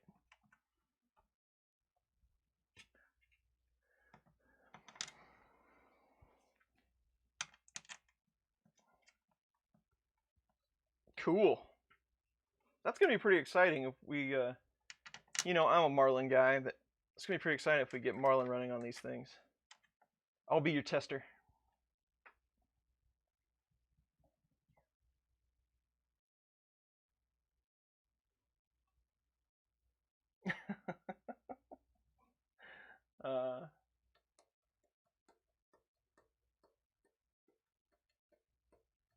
Thank you, Paul. You too.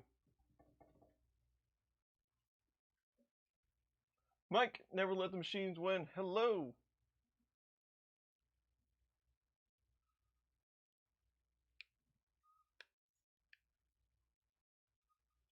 Panel do support. Nice.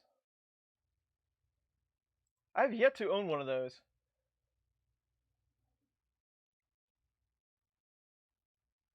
Okay. Let's give these just a little bit of tightening. What happened to that wrench? There it is.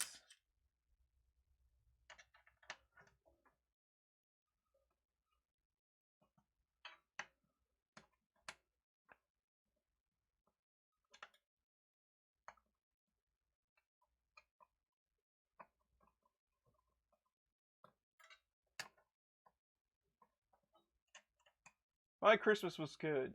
Hopefully everyone else's Christmas was good as well.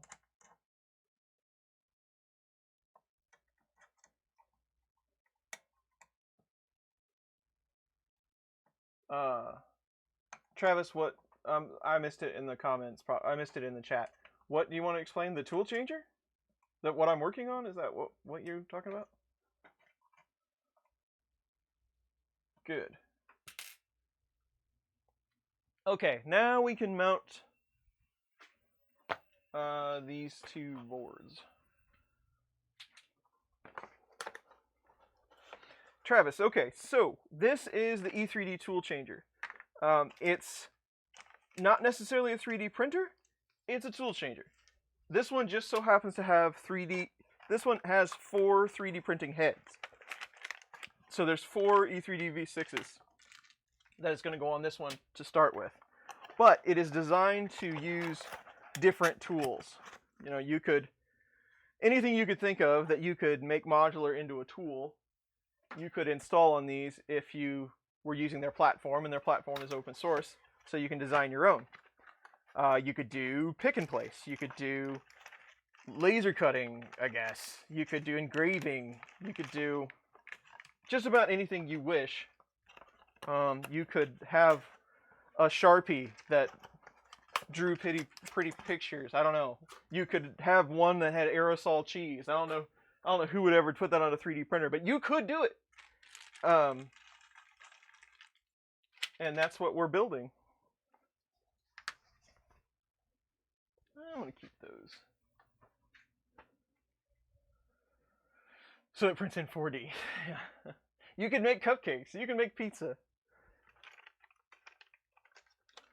It slices. It dices. It juliennes. And all for $19.95.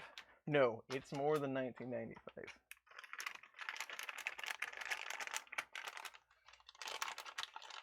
Seems too cheesy. I know. I was bored that day, what can I say? Never underestimate the appeal of cheese. Apocalypse Survivor, what's up? I haven't seen you in a little while. How are you doing? Alright, so we're going to link our... If nobody's ever seen these before, this is actually pretty ingenious. Duet. Say what you want. I am not the biggest Duet person. I have Duet boards. I like them. They run great. The Duet to Wi-Fi like this one has 2660s on it. They're great drivers. But one of the coolest things about this Duet setup is that you can get the DuX board that lets you break out via a ribbon cable and control a whole bunch more stuff. And the Duet 3 has even more of them that you can do because they run everything on a CAN bus. But anyway, with all that out of the way, they hook together with this giant ribbon cable. And this kind of reminds me of the old school SCSI drives. What were they, 50 pin or something? I don't know exactly how many this one is. But they chain together just like this. It's a really cool setup. It's an ingenious idea. It's just pretty darn cool. But that's what you do. They connect together like that. Just in case nobody's ever seen one of those.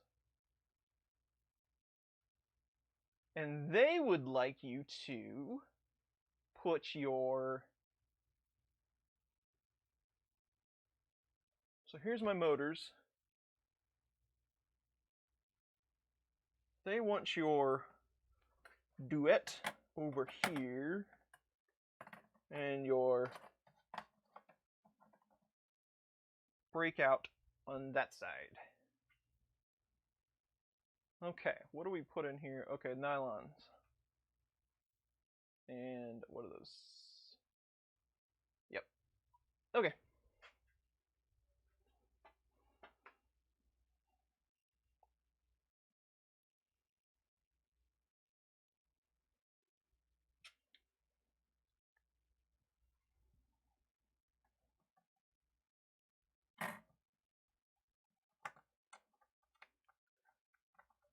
Somebody was talking the other day. Paul just asked if 32 was better than 8. It's all in the software. But somebody was talking the other day. I was talking with someone in the comments, and they said they made a point that SKR was turning into the new ramps. And in some ways, they kind of are. Only ramps was a whole lot more expensive at one time. The only thing about SKR, and they do have a pro version, but everybody's using that 1.3, right? That's the most common one. There's a pro version, there's a bigger one, all that. I wish the SKR had just a few more open pins. It would be nice if you had a few more, because ramps has default 3 or 4 servo pins. It'd be nice if you had a few more on that 1.3. I could hook up a lot cooler stuff. Super Make Something is here. I'm sorry, I believe your first name is Alex. I can't remember right offhand. I think that is your name. But I totally have your sticker right there. Thank you for sending it to me.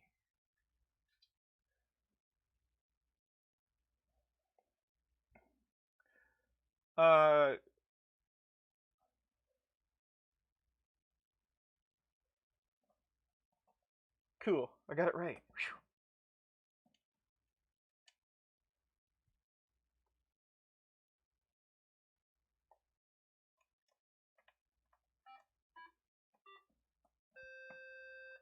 Mikhail, thank you very much for subscribing.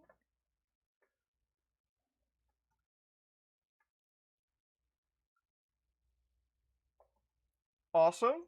Thank you for the shout out. I appreciate that. Yes, a few more open pins would be fantastic.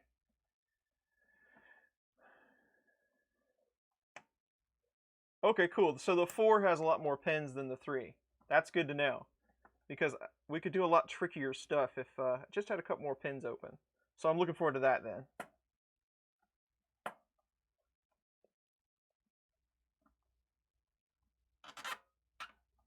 That washer makes it just a little tight.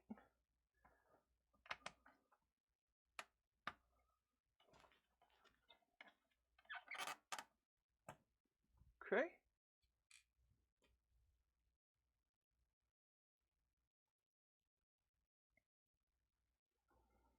Yes, the duet boards, the 2 boards are 160, 170, and the 3 boards are going to be quite a bit more than that.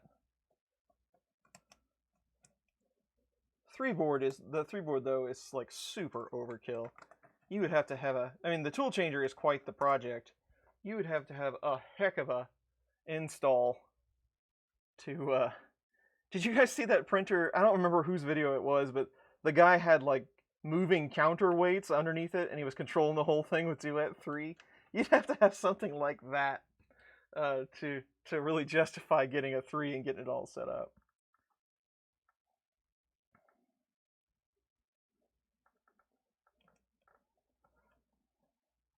This thing is rock solid, Lenny. It is really sturdy. They put it together with 8mm bolts.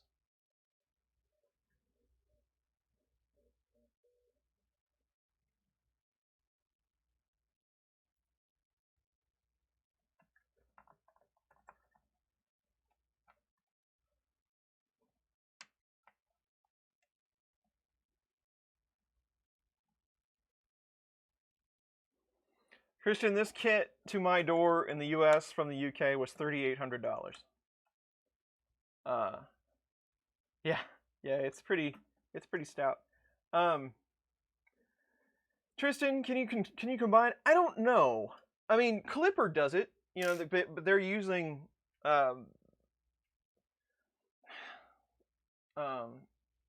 now I've lost my words for the different types of processors. But anyway, they're using non-dedicated, I guess, in lack of, because I can't think of the words, processor to offload onto the dedicated processors, so that it's actually kind of built that way. You can offload processes to these different boards.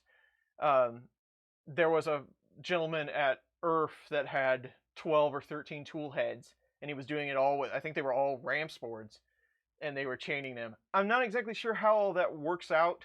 I haven't really looked at it on the 32-bit set, especially that SKR board, because, you know, it's so popular, but I really don't know how all of that is done. I would have to look into that to see if you could actually link them like that.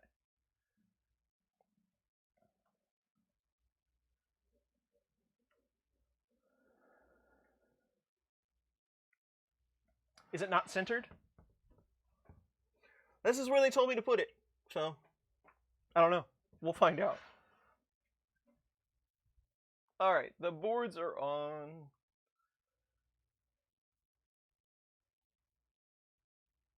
Power supply. Check the voltage on your power supply.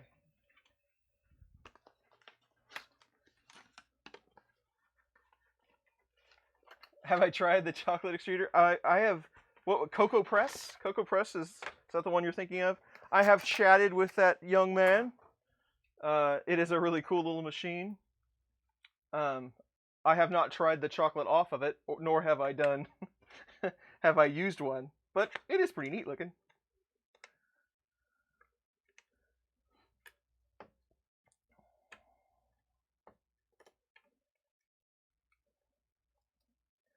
Yeah, Mike, I am very pleased with the progress that we've made here. I didn't think I was going to get near this far. So, awesome. But I definitely want to take my time with this one. Don't want to try to do it in one day, that's for sure. We are set to 230. New power supply smell. 230, we'll go to 115.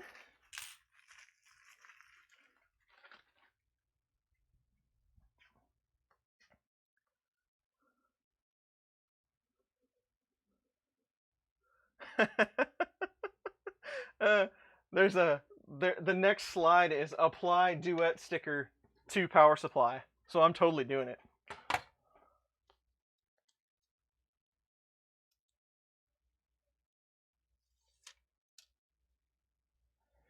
You link them USB, and the mover is synchronized with timestamp-ish. I had a flashback to MIDI control there for a second. I understand. I guess I kind of understand how that would work.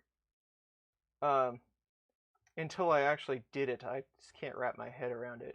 But I could see that. Better than Magic Smoke Smell, but it is kind of close to Magic Smoke Smell. I would like to see, Ninarim, I would like to see that setup. I'd like to see a walkthrough of that, because it is really interesting to me. I am a old school, like, cloud computing person, so hooking multiple computers up for one task has always been something that fascinated me. So doing that with multiple boards would be pretty impressive as well. M412s.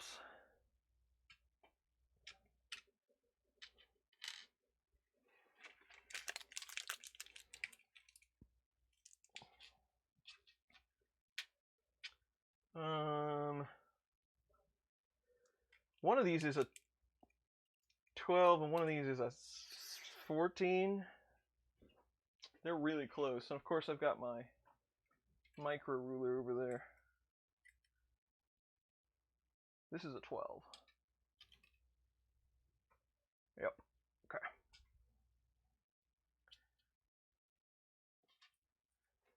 So not those. 4 of these.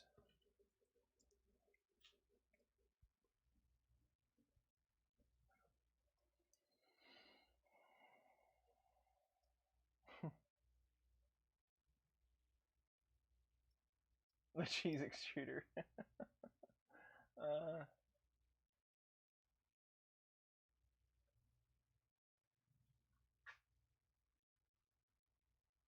I'm pretty sure 3D printing cheese, there's only a handful of videos for that.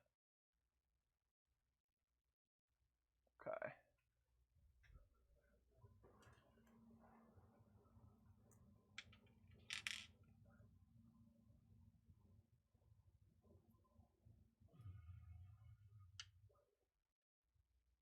I don't know. It depends if pepper jack comes in a can. Anything that comes in a can, it can extrude. uh,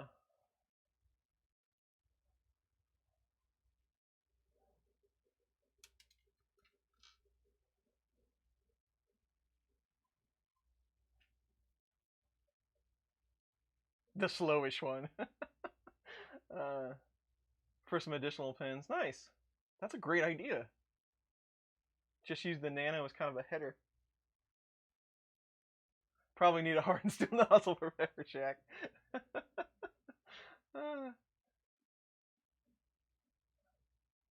With enough will, anything can be very. That's a very profound statement. I love it. Okay.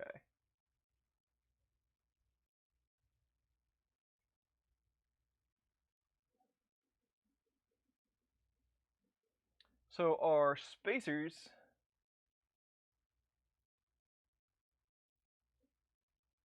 So they must have had two different power supplies for this kit because there are two different sets of holes.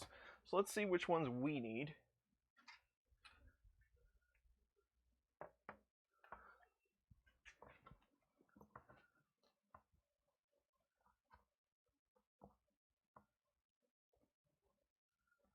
Okay. And then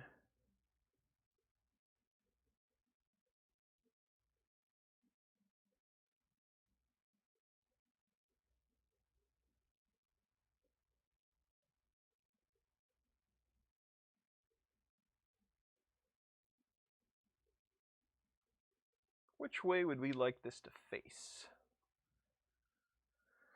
Let's put it the other way around, since our power is kind of down over there. Let's see if we can get these to sit still while we line them up.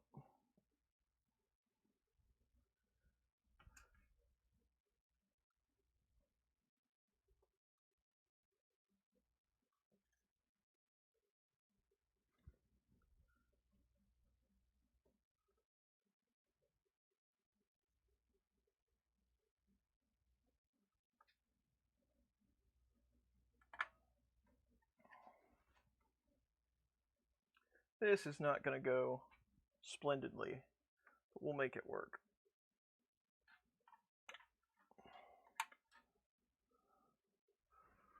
It is nice and it's clear.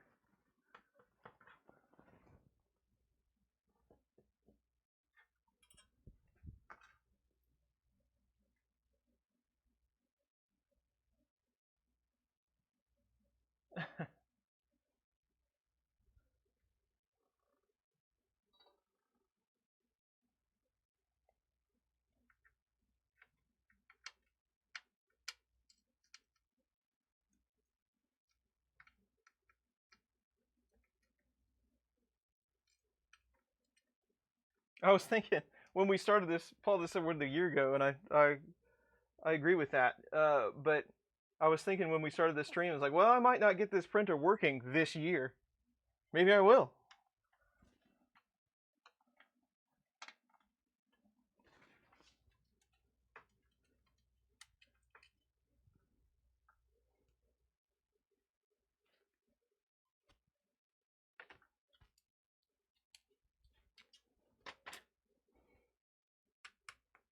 Now I know I pulled those and set them down so that I would know where they were.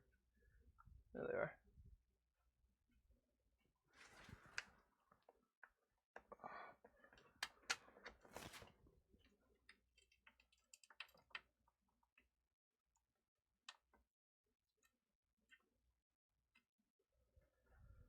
Yeah, great progress today. I'm really impressed.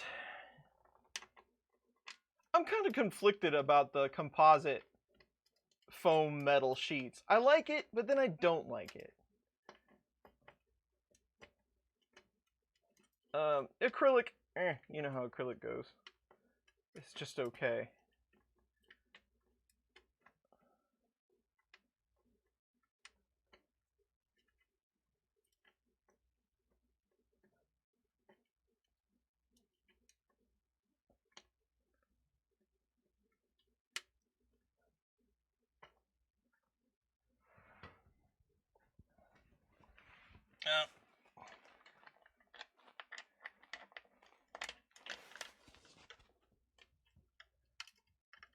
Okay, I think we got it now.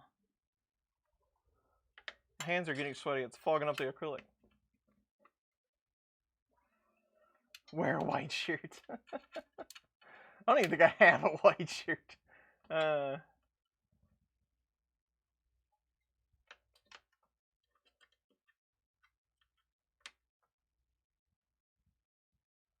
Plywood for the win. There you go.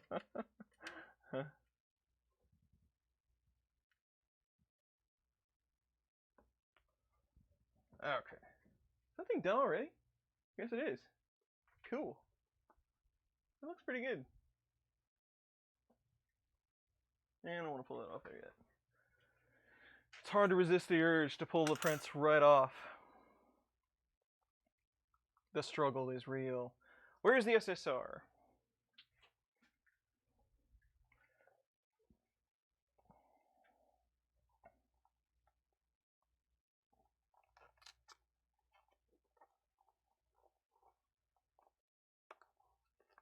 Cardboard with tape. You must have seen some of my past printer builds. I'm sorry, D. Can't you watch the stream with one eye and then play World of Warships with the other one? 2 M416. You guys crack me up. M416s. 2 M4 washers. Hex half nuts. The little flat ones. Yes.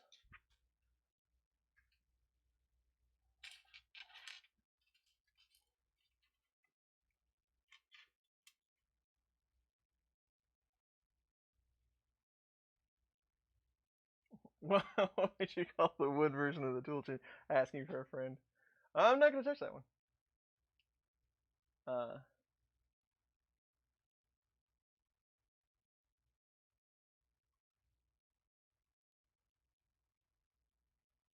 Okay, we want the input side on the same side as, yeah, over there. Let's circle around here.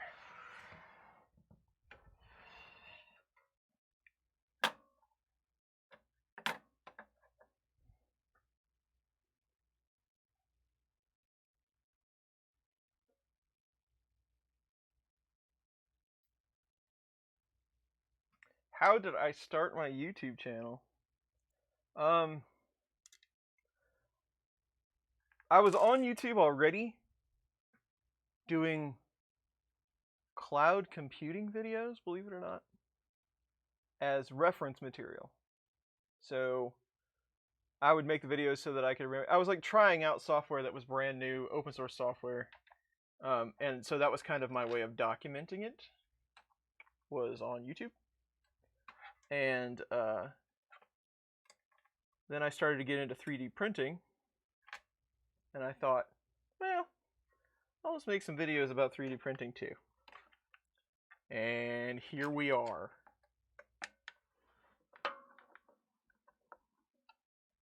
It snowballed on me.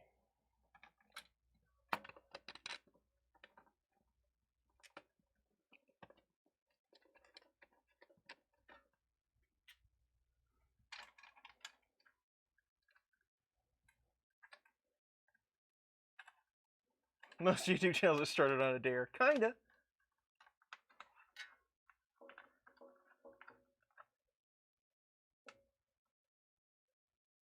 If you could watch YouTube on a 3D printer screen, now that would be impressive.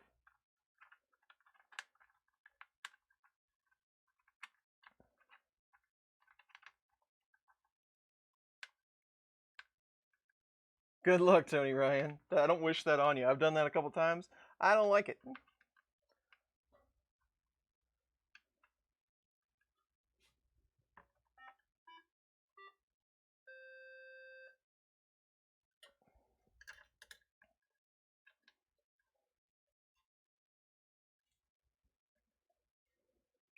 Crappy job. Ba-dum-bum. Okay, there you go, Mike. You get it.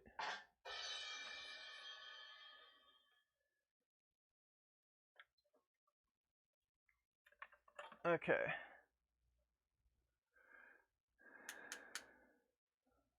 It wouldn't gain much attention. Not back then. Okay. SSR.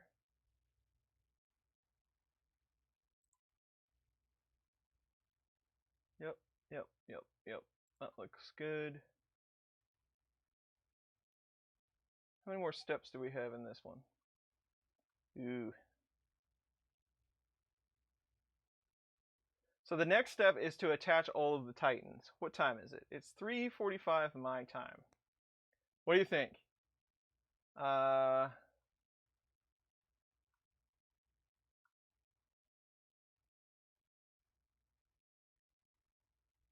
Let's do one Titan and see how this goes.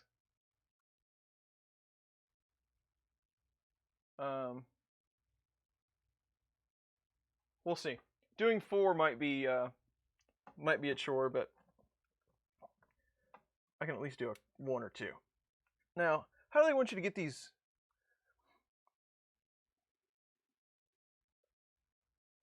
It's gonna take a tap or 2, if you have time.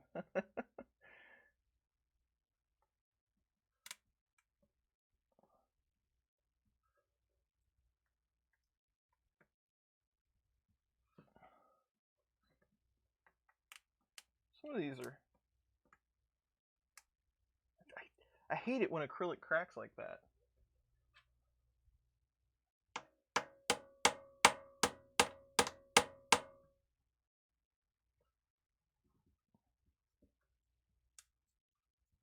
Gives me flashbacks.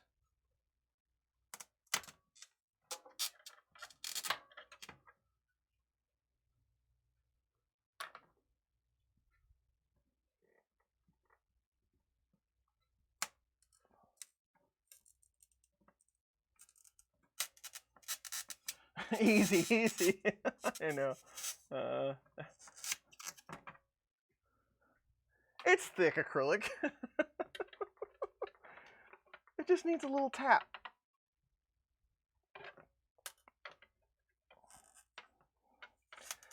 Merry Christmas to you.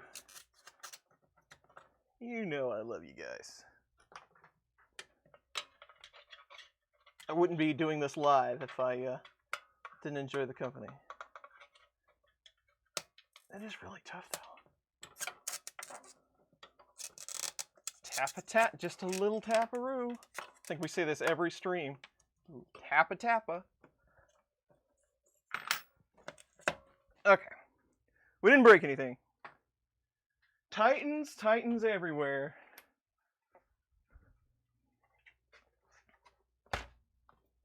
Brian Vines, what's up, Brian? Do I have any big projects planned for 2020? No, not really. Kind of more of the same stuff. We've got, I mean, I don't really have anything to speak of. It's just a lot of odds and ends. We got the shows, you know, those are always exciting. Murph, Earth, all that good stuff. But other than that, nothing super exciting. But I'm sure stuff will come up.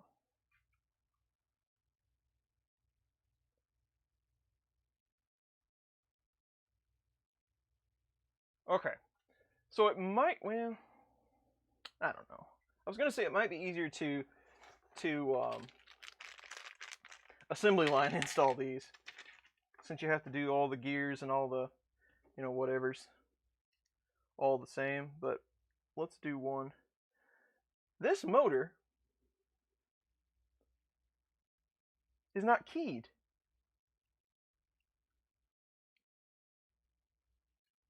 That's kind of a bummer.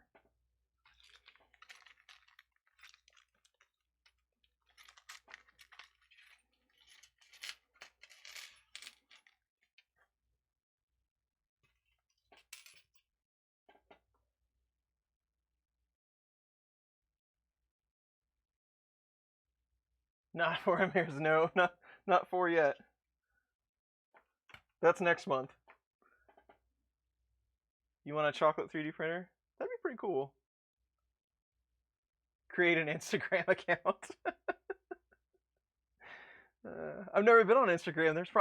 There might be pictures of me over there already. I think we had this conversation once. I'm gonna get my little bitty ruler instead of that giant ruler. That will be very helpful when setting these gears.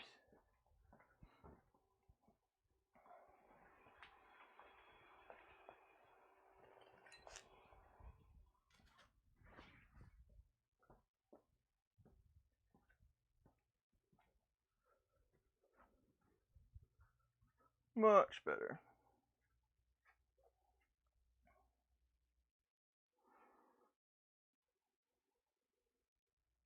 Wow, I got that like within a half a millimeter. That was complete luck. No skill in that one.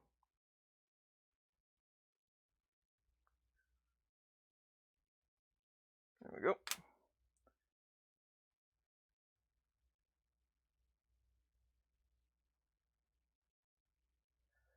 Yeah, Matt, UK, you'll enjoy the build. It's I mean, you're a 3D printing type person, somebody that isn't their first kit. It's a lot of fun. Thing prints good. The assembly on it is pretty cool. You'll have fun. It'll be good. Okay, 0 and 1 use standard Titans. 2 and 3 use mirrored Titans. I believe we're working on a standard Titan. Yep, the mirrored ones are on the bottom.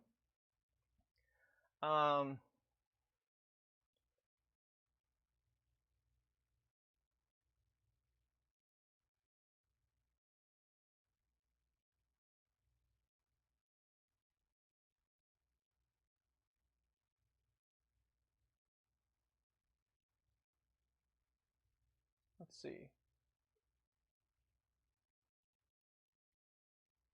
Fit the N310 socket cap in the motion system fitting kit, not supplied with the Titans. Through the Titan housing.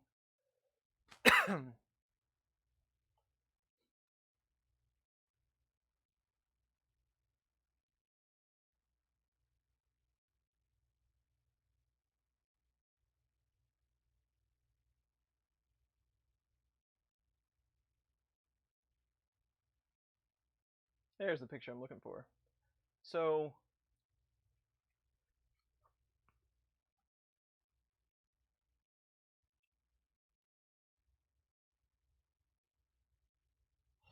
let's spin this way. Have a look.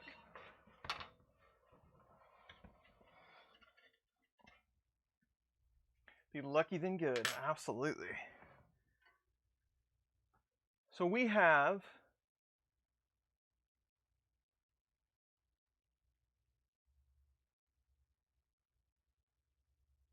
it's kind of looking from the back, but we have the, let's see. Let's grab this housing. I don't need the whole thing.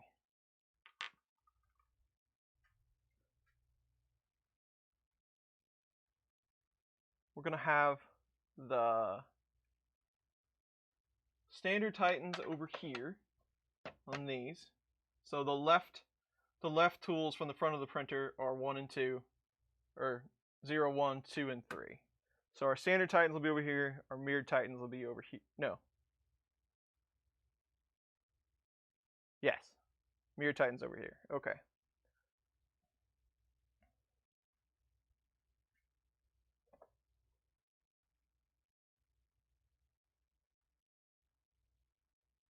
Okay, we got it. Now, what size screen did they say they wanted? We need an M310 cap.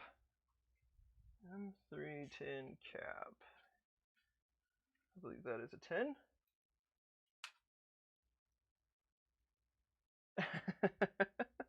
Sorry. When I read, I can't move around.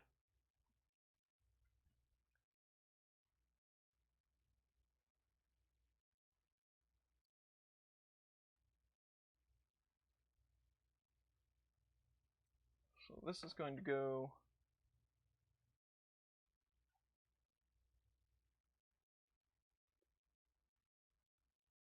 The 1, so 1 and 2 are, yeah, 0 and 1 are standard Titans. So this is going to go in here, like so. Probably hold that with a wrench. And then what kind of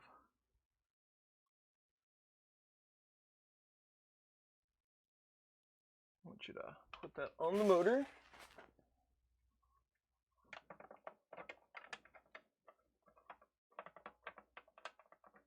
So in the stream, I need to fire up the printer again so you have something to reference. In fact, I should do that because I got a lot of parts to print before this next video comes out. Tell you what, if you don't have a powder coated sheet for your printer and you print a lot of flexible, you need one. I don't care where you get it from, but it makes printing flex so much easier.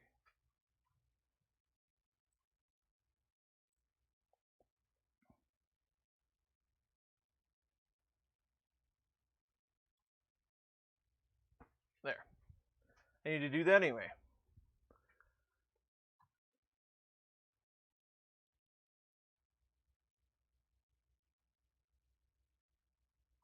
Okay.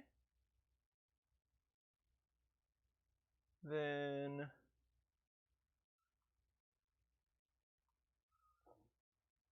we pretty much just build the extruder. So from that point of view, it would be easier if it was standing on its feet. I also don't like the powder coated sheet for PLA.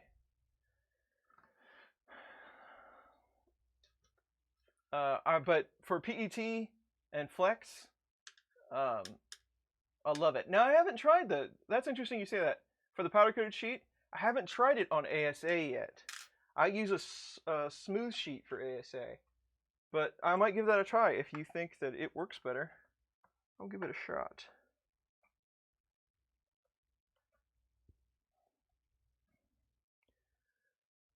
Okay, now to remember how we do the Titan, because we just did one of these the other day, didn't we? Gear goes there.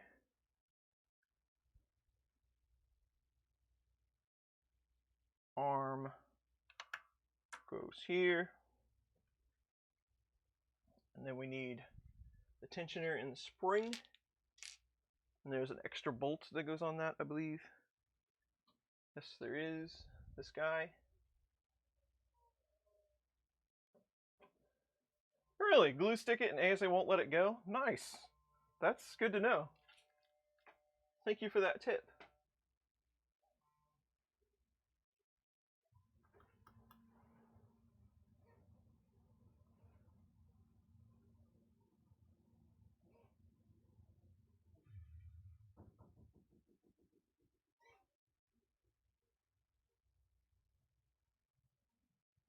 But then I have to use hairspray.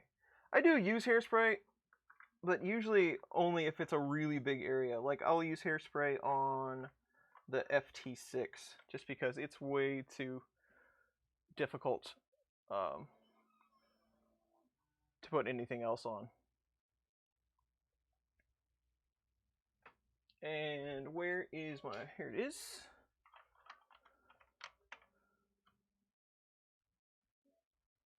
I think that's it. Feels like I'm missing something these are both 175s, right? Nope, that's a 285. I'm glad I checked.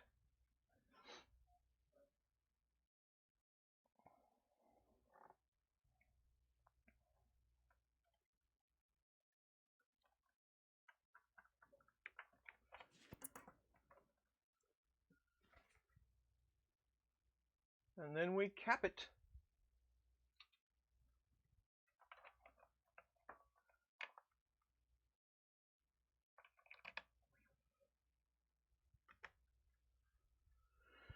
And I believe those are, they want standard screws on those.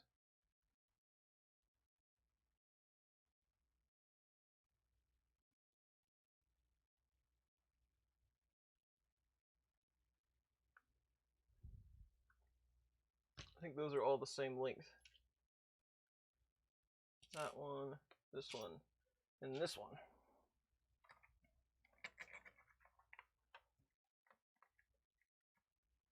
As far as I know, you cannot buy the tool changer assembled.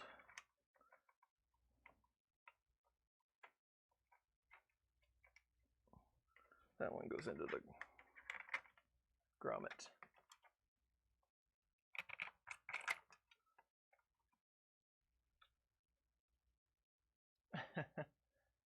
I do have a Chimera Hermes. Where is it? There it is. Right there. I haven't even opened the box yet. But I look forward to it.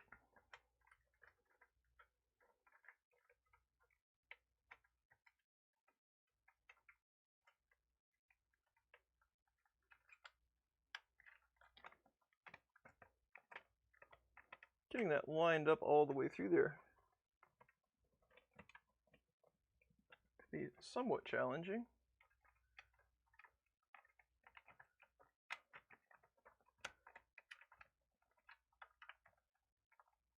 I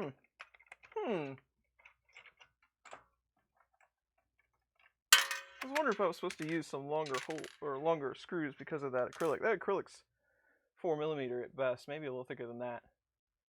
Oh, 35. That's reading. Reading's fun. What are these? 30s.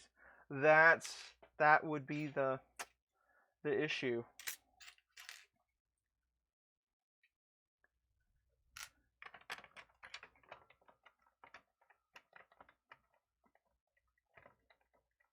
You already got the Chimera on your Ceratin house? Nice.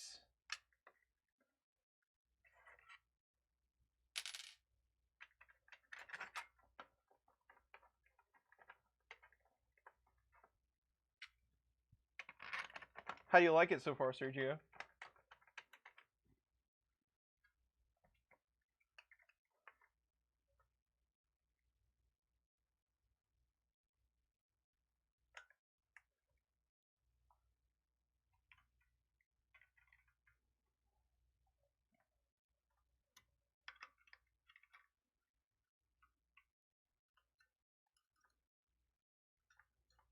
You know what? I want to look at this again. Because I don't think I would want those that way.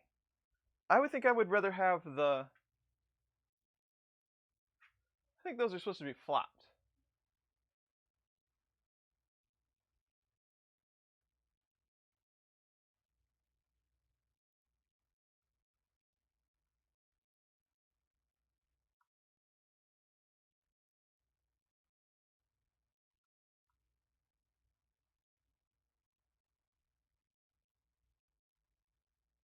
Where's my...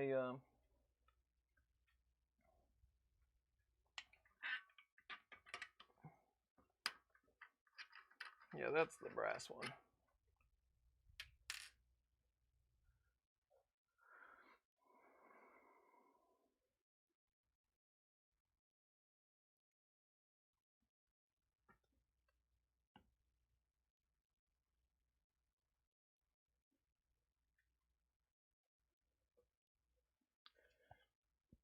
Got a Mosquito for Christmas? Nice.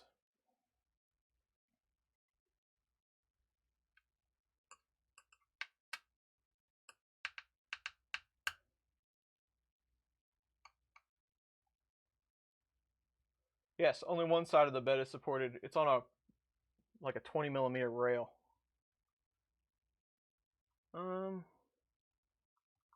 Where's that one picture I saw? No, so they've got the So here's what I'm chatting with myself about here. They've got the idler adjustments to the inside. So you've got the, not that you would adjust it a whole lot probably, but they're facing the inside of the printer. I would think that you would want them out, but maybe that doesn't give you enough separation on the tool heads. I mean, I guess it's not that big a deal, but just saying. I was just making sure I did it right, but that looks correct. So we will continue. What size is the screw that holds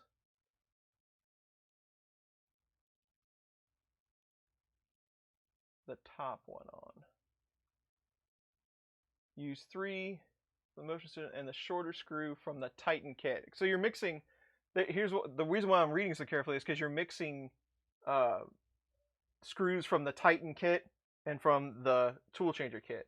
So the 35s that I was trying to use 30s on weren't long enough, but the 30 is the one that would fit from the Titan kit, I believe. Actually, it's going to be a little shorter than that. It's this one.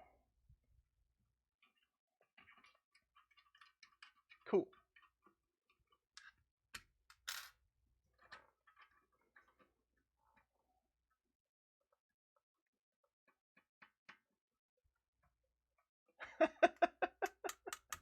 uh, 80s hair, so only thing stronger than Chuck Norris. I haven't heard a Chuck Norris joke in a long time.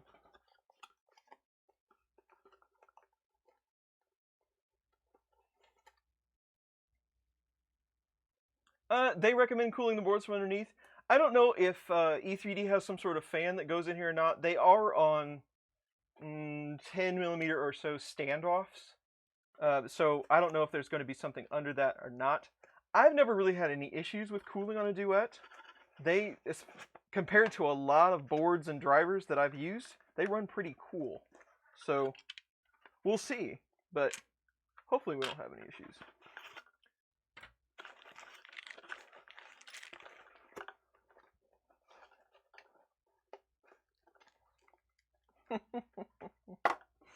We'll see what speech transition does to that.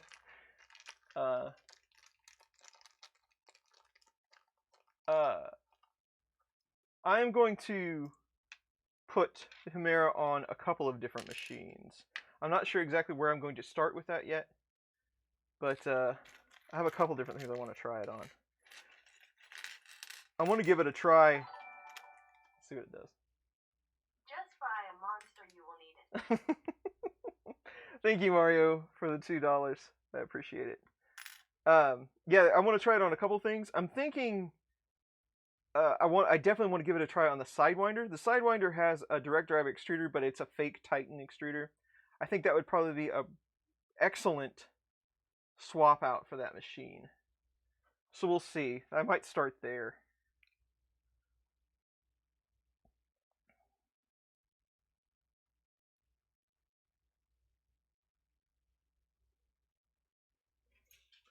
Although I do have, there's something inside me that really loves to put high-end stuff on really cheap printers.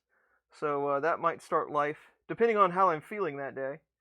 That one might start life on an Ender 3. 1, 2, 3. That looks good.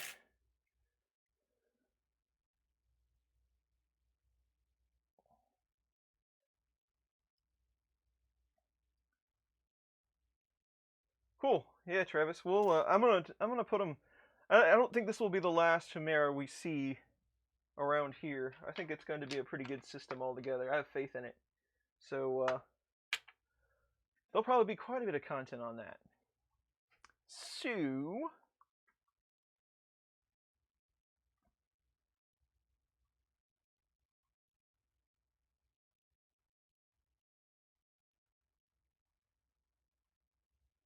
that's a 10. Gotta remember that. That's a 10. So rinse and repeat here. We got a 10. Put that in here. Let's spin around.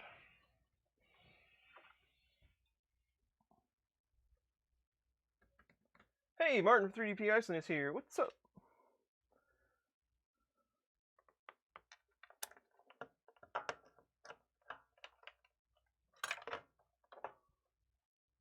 5 more hands. Nope, nope, nope. Saved that one.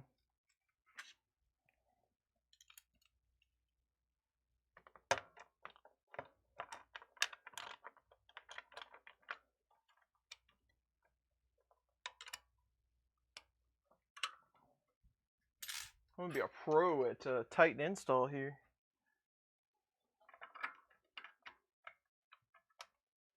I say that and I'm totally gonna botch this one.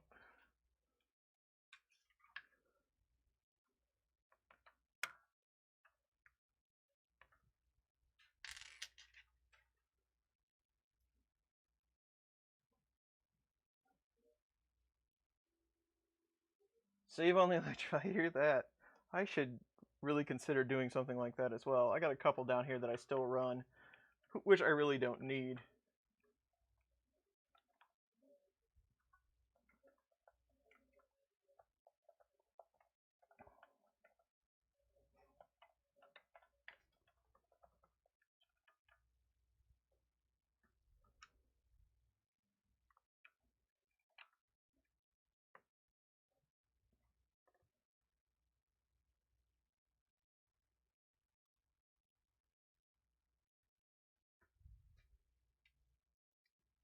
.285. I need to set these .285 somewhere else, so we'll stop picking them up. Maybe we should do one .285 hot end on the tool changer, or maybe we shouldn't. I like .285. That's the bad part. I kind of like .285. If you've ever printed with 3mm .285 filament, it's a different animal, but you know it doesn't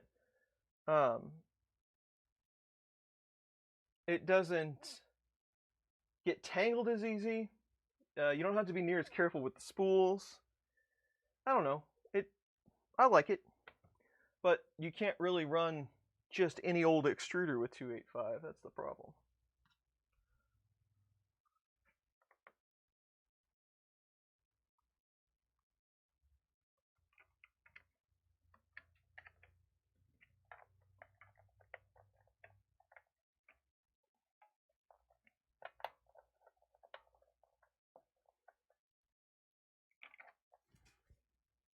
Okay.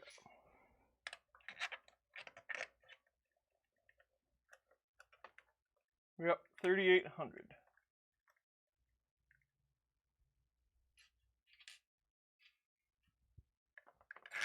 Gonna be feeling that one for a while, but it'll all be worth it when it's doing tool changes.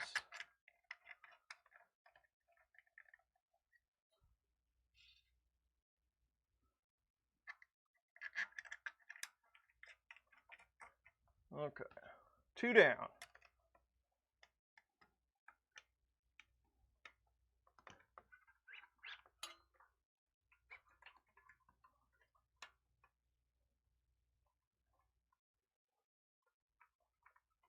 That one's a bit tight.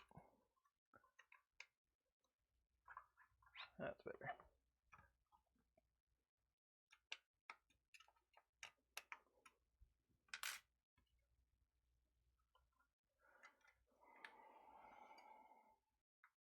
Yes, I did. Lenny had to pay for customs. It was $80 to ship, and then I ended up getting hit for another 61 from FedEx. So that was somewhat annoying, but what are we gonna do, right? Not much you can do about it. Okay, 2 more to go. Did Carl come in here? There he is. Hello, Carl. Enjoy the foosball with your friends. Thanks for stopping in.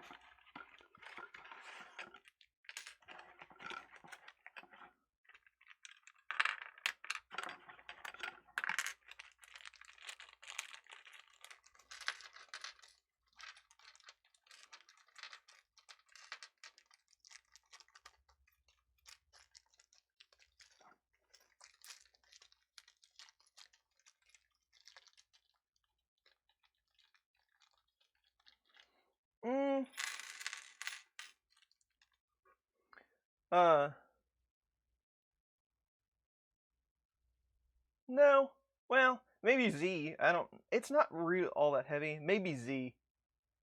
The rest of it, no. They should be just fine. He was asking about 23s. 23s, when you get into a 23, that's a lot. You can really push some serious stuff with a 23.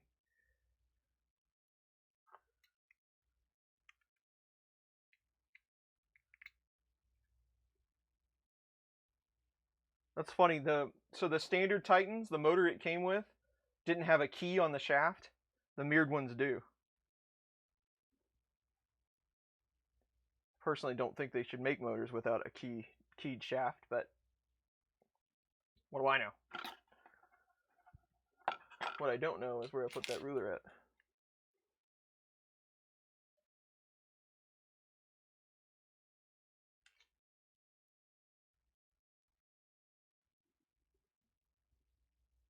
Overkills your milling. Well, there you go. Then you definitely get it with a 23. Info Mario. So thank you for bringing that up. So one of the best I've been given a lot of gifts over the years, but one of the best gifts that I have ever received in my life was this year, and my wife had a picture of us turned into Simpsons characters, and it's us sitting on the Simpsons couch, and they did a really good job. I'm not exactly sure where she got it. Some website does that. That's their whole business, and I don't know how expensive it is either. But that was my main Christmas present this year, and I was absolutely tickled. It was really cool.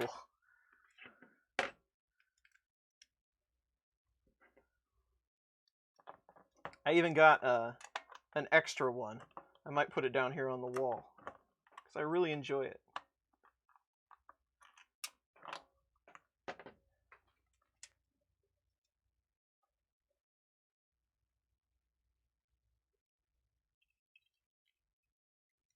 I have to do this left-handed. It's not going to go well. I might as well cut my left hand off. It ain't good for much.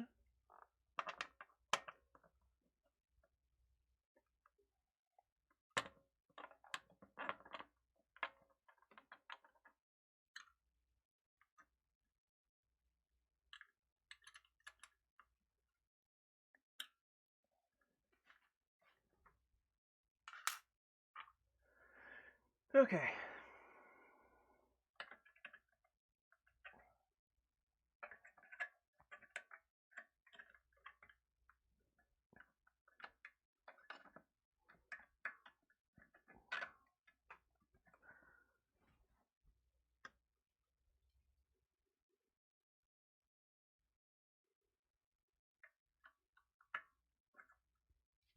And our adjuster.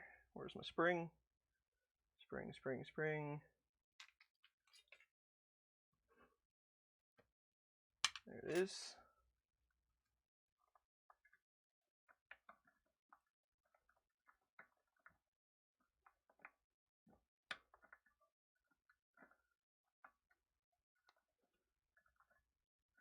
Just enough to hold the arm on there.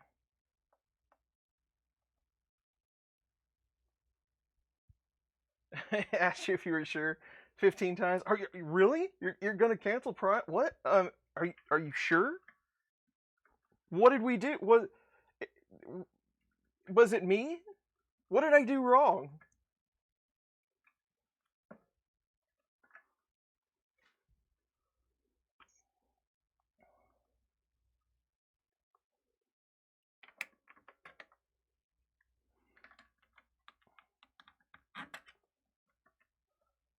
Interim, thank you very much for joining. We will see you soon. Hopefully, maybe we'll see you tomorrow if we do some more of this tomorrow evening. So if I do this, it will be probably after dinner time tomorrow or Tuesday, one of those days, if I continue to build. But as good as this is gone, we'll probably just go ahead and continue to keep building tomorrow. Don't see any reason why not.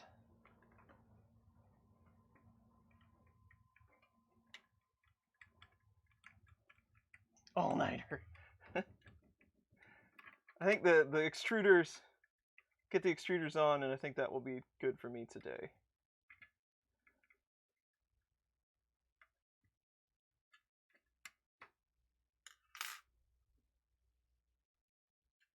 And that shorter one, which is this one.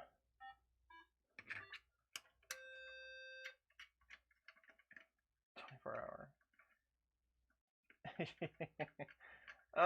Jonathan French, thank you very much for subscribing. So YouTube, that's something we can talk about. YouTube has given me the option to do the sponsorship thing. You see that on a lot of people's channels. You can sponsor for extra content or added content or whatever it is. It's pretty much like YouTube's version of Patreon. And I'm somewhat established over on Patreon. I've got a lot of great supporters. Thank you for that. But it seems like YouTube's just kind of doing the same thing. So, and I don't mind doing the YouTube supporter thing if that's what people would like to do. But I'm not sure what, being a YouTube, I mean, what, I do like 4 different tiers over on Patreon. You get swag, you get an extra monthly video, this and this, there's a handful of things. But I'm not sure what I would do for the YouTube people. Do you just do the same things you do over on Patreon? That doesn't really seem right. Seems like you should mix it up or something. I don't know. It is quite lengthy to set up. You have to, make all these different tiers and do this and that to get it all set up, and then they review it and a whole bunch of different stuff, of course. But I'm not really sure if I should do it or if, what I should offer or what. Not sure how to go about that yet. I've been thinking on it.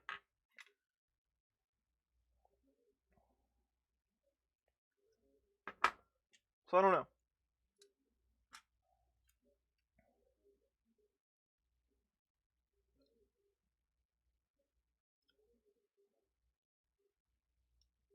What time is it for me at the moment? It is 4:23 in the afternoon.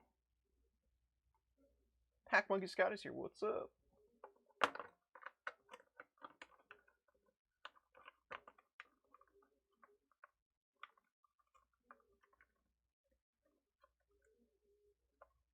They should have just bought paint. No kidding.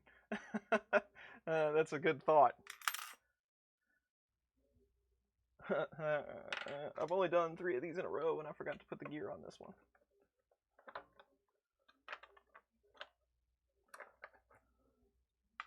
I did put the gear on that other one, right?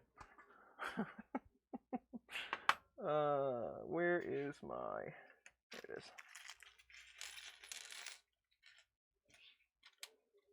Well, I'll have lots of extra Allen wrenches now.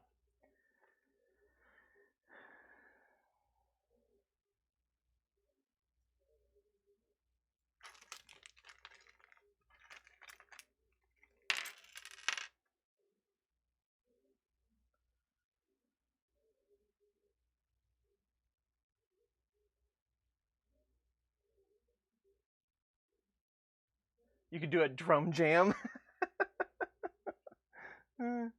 Yeah, I could.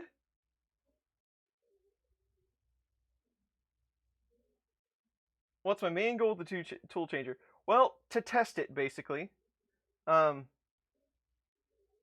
really interested in the whole tool ecosystem.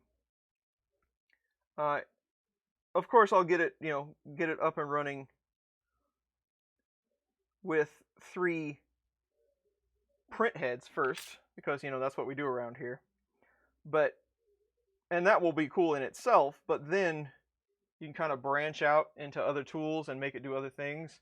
Just the way it's set up, its configuration just really intrigued me when I first saw it. I love to watch it work. So that's really what drew me to it. But I definitely want to test out all different kinds of tools and how we can make them work together. It should be a really interesting experience.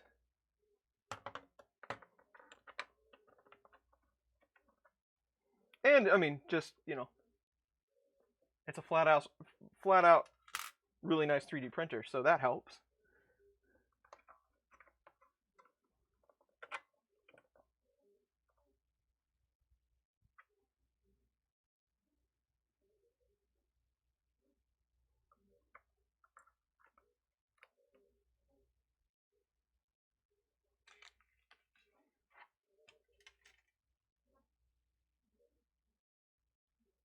All right, Mad Mike. We'll try. Hopefully, we'll see you tomorrow.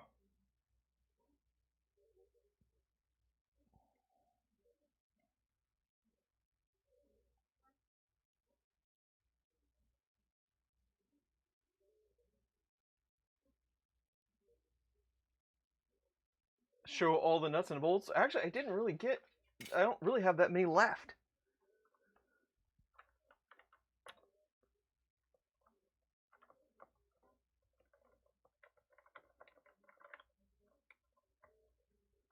Tension this just a bit.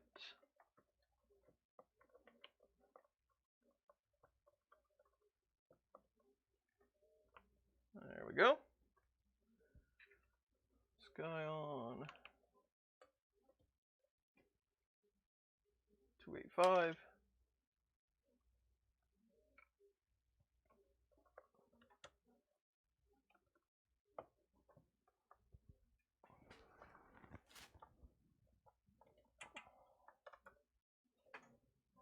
Got that. And the cover.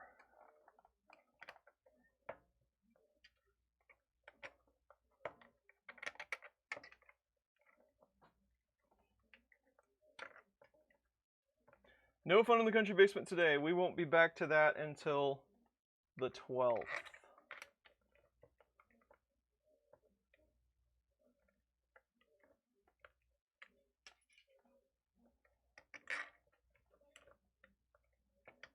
See you later, Carl.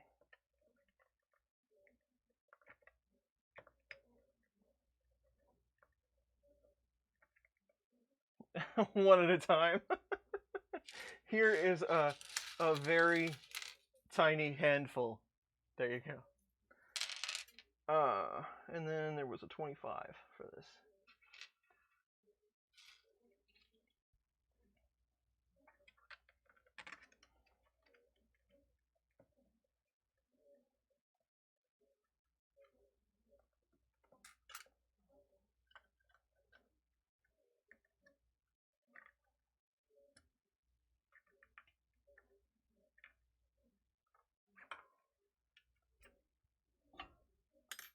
And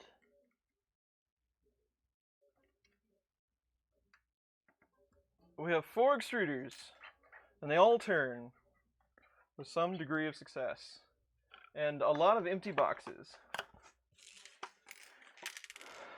All right, let's just take a peek at what is next. It's 4:30 here.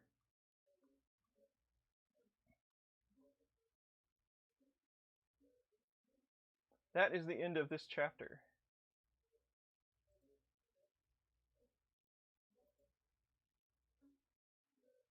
Ooh. So the next one is all of the tool head assemblies, all the V6, and I'm not going to install those today, but we should totally look at one real quick, because this is telling me that they have blue anodized heat sinks, and that sounds great. Let's take a look at one.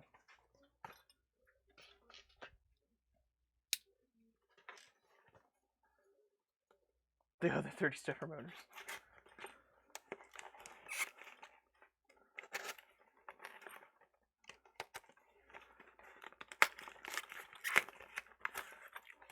Ooh, peanuts. Ah, yes.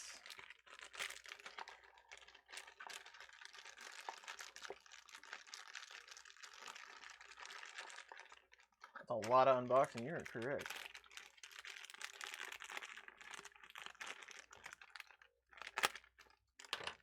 That's a lot of V6s to build. Oh, and they're screw top. Nice.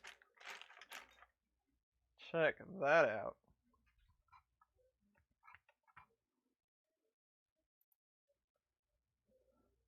How cool is that? Sweet. So that's what we got to do next. We got to build a whole bunch of V6s. Hope you like building Hotends, because that's going to be the next chapter of this. In fact, I think I will, for the next portion of the show, I might just go ahead and set this down on the floor. Okay, well, I hope you like this impromptu stream. It was fun. We got a lot more done than I thought we were going to. This is amazing. I will do my best to continue tomorrow. Somewhere around maybe 6 Central. We'll go for a couple hours in the evening sometime, maybe. Something like that. We'll get all the Hotends put together. I hope, but as far as I've gotten with this, I hope maybe we'll finish it this week. So that'd be cool. Thank you for everybody joining this afternoon and hanging out with me. This was a lot of fun. We'll be back very soon, but thank you for all the tips and the supports during the stream. As always, you're awesome. I love doing this kind of stuff, and this should be a really cool build. Yeah, it was kind of quick today. But anyway, please not on the 31st. Okay, we'll see what we can get done tomorrow. Night, everybody. Have a good one. We'll be back here real soon, and we'll get this thing finished up. Thank you very much for everybody that hangs out. You know the drill. YouTube does things differently now. But we will see you very soon. See you later.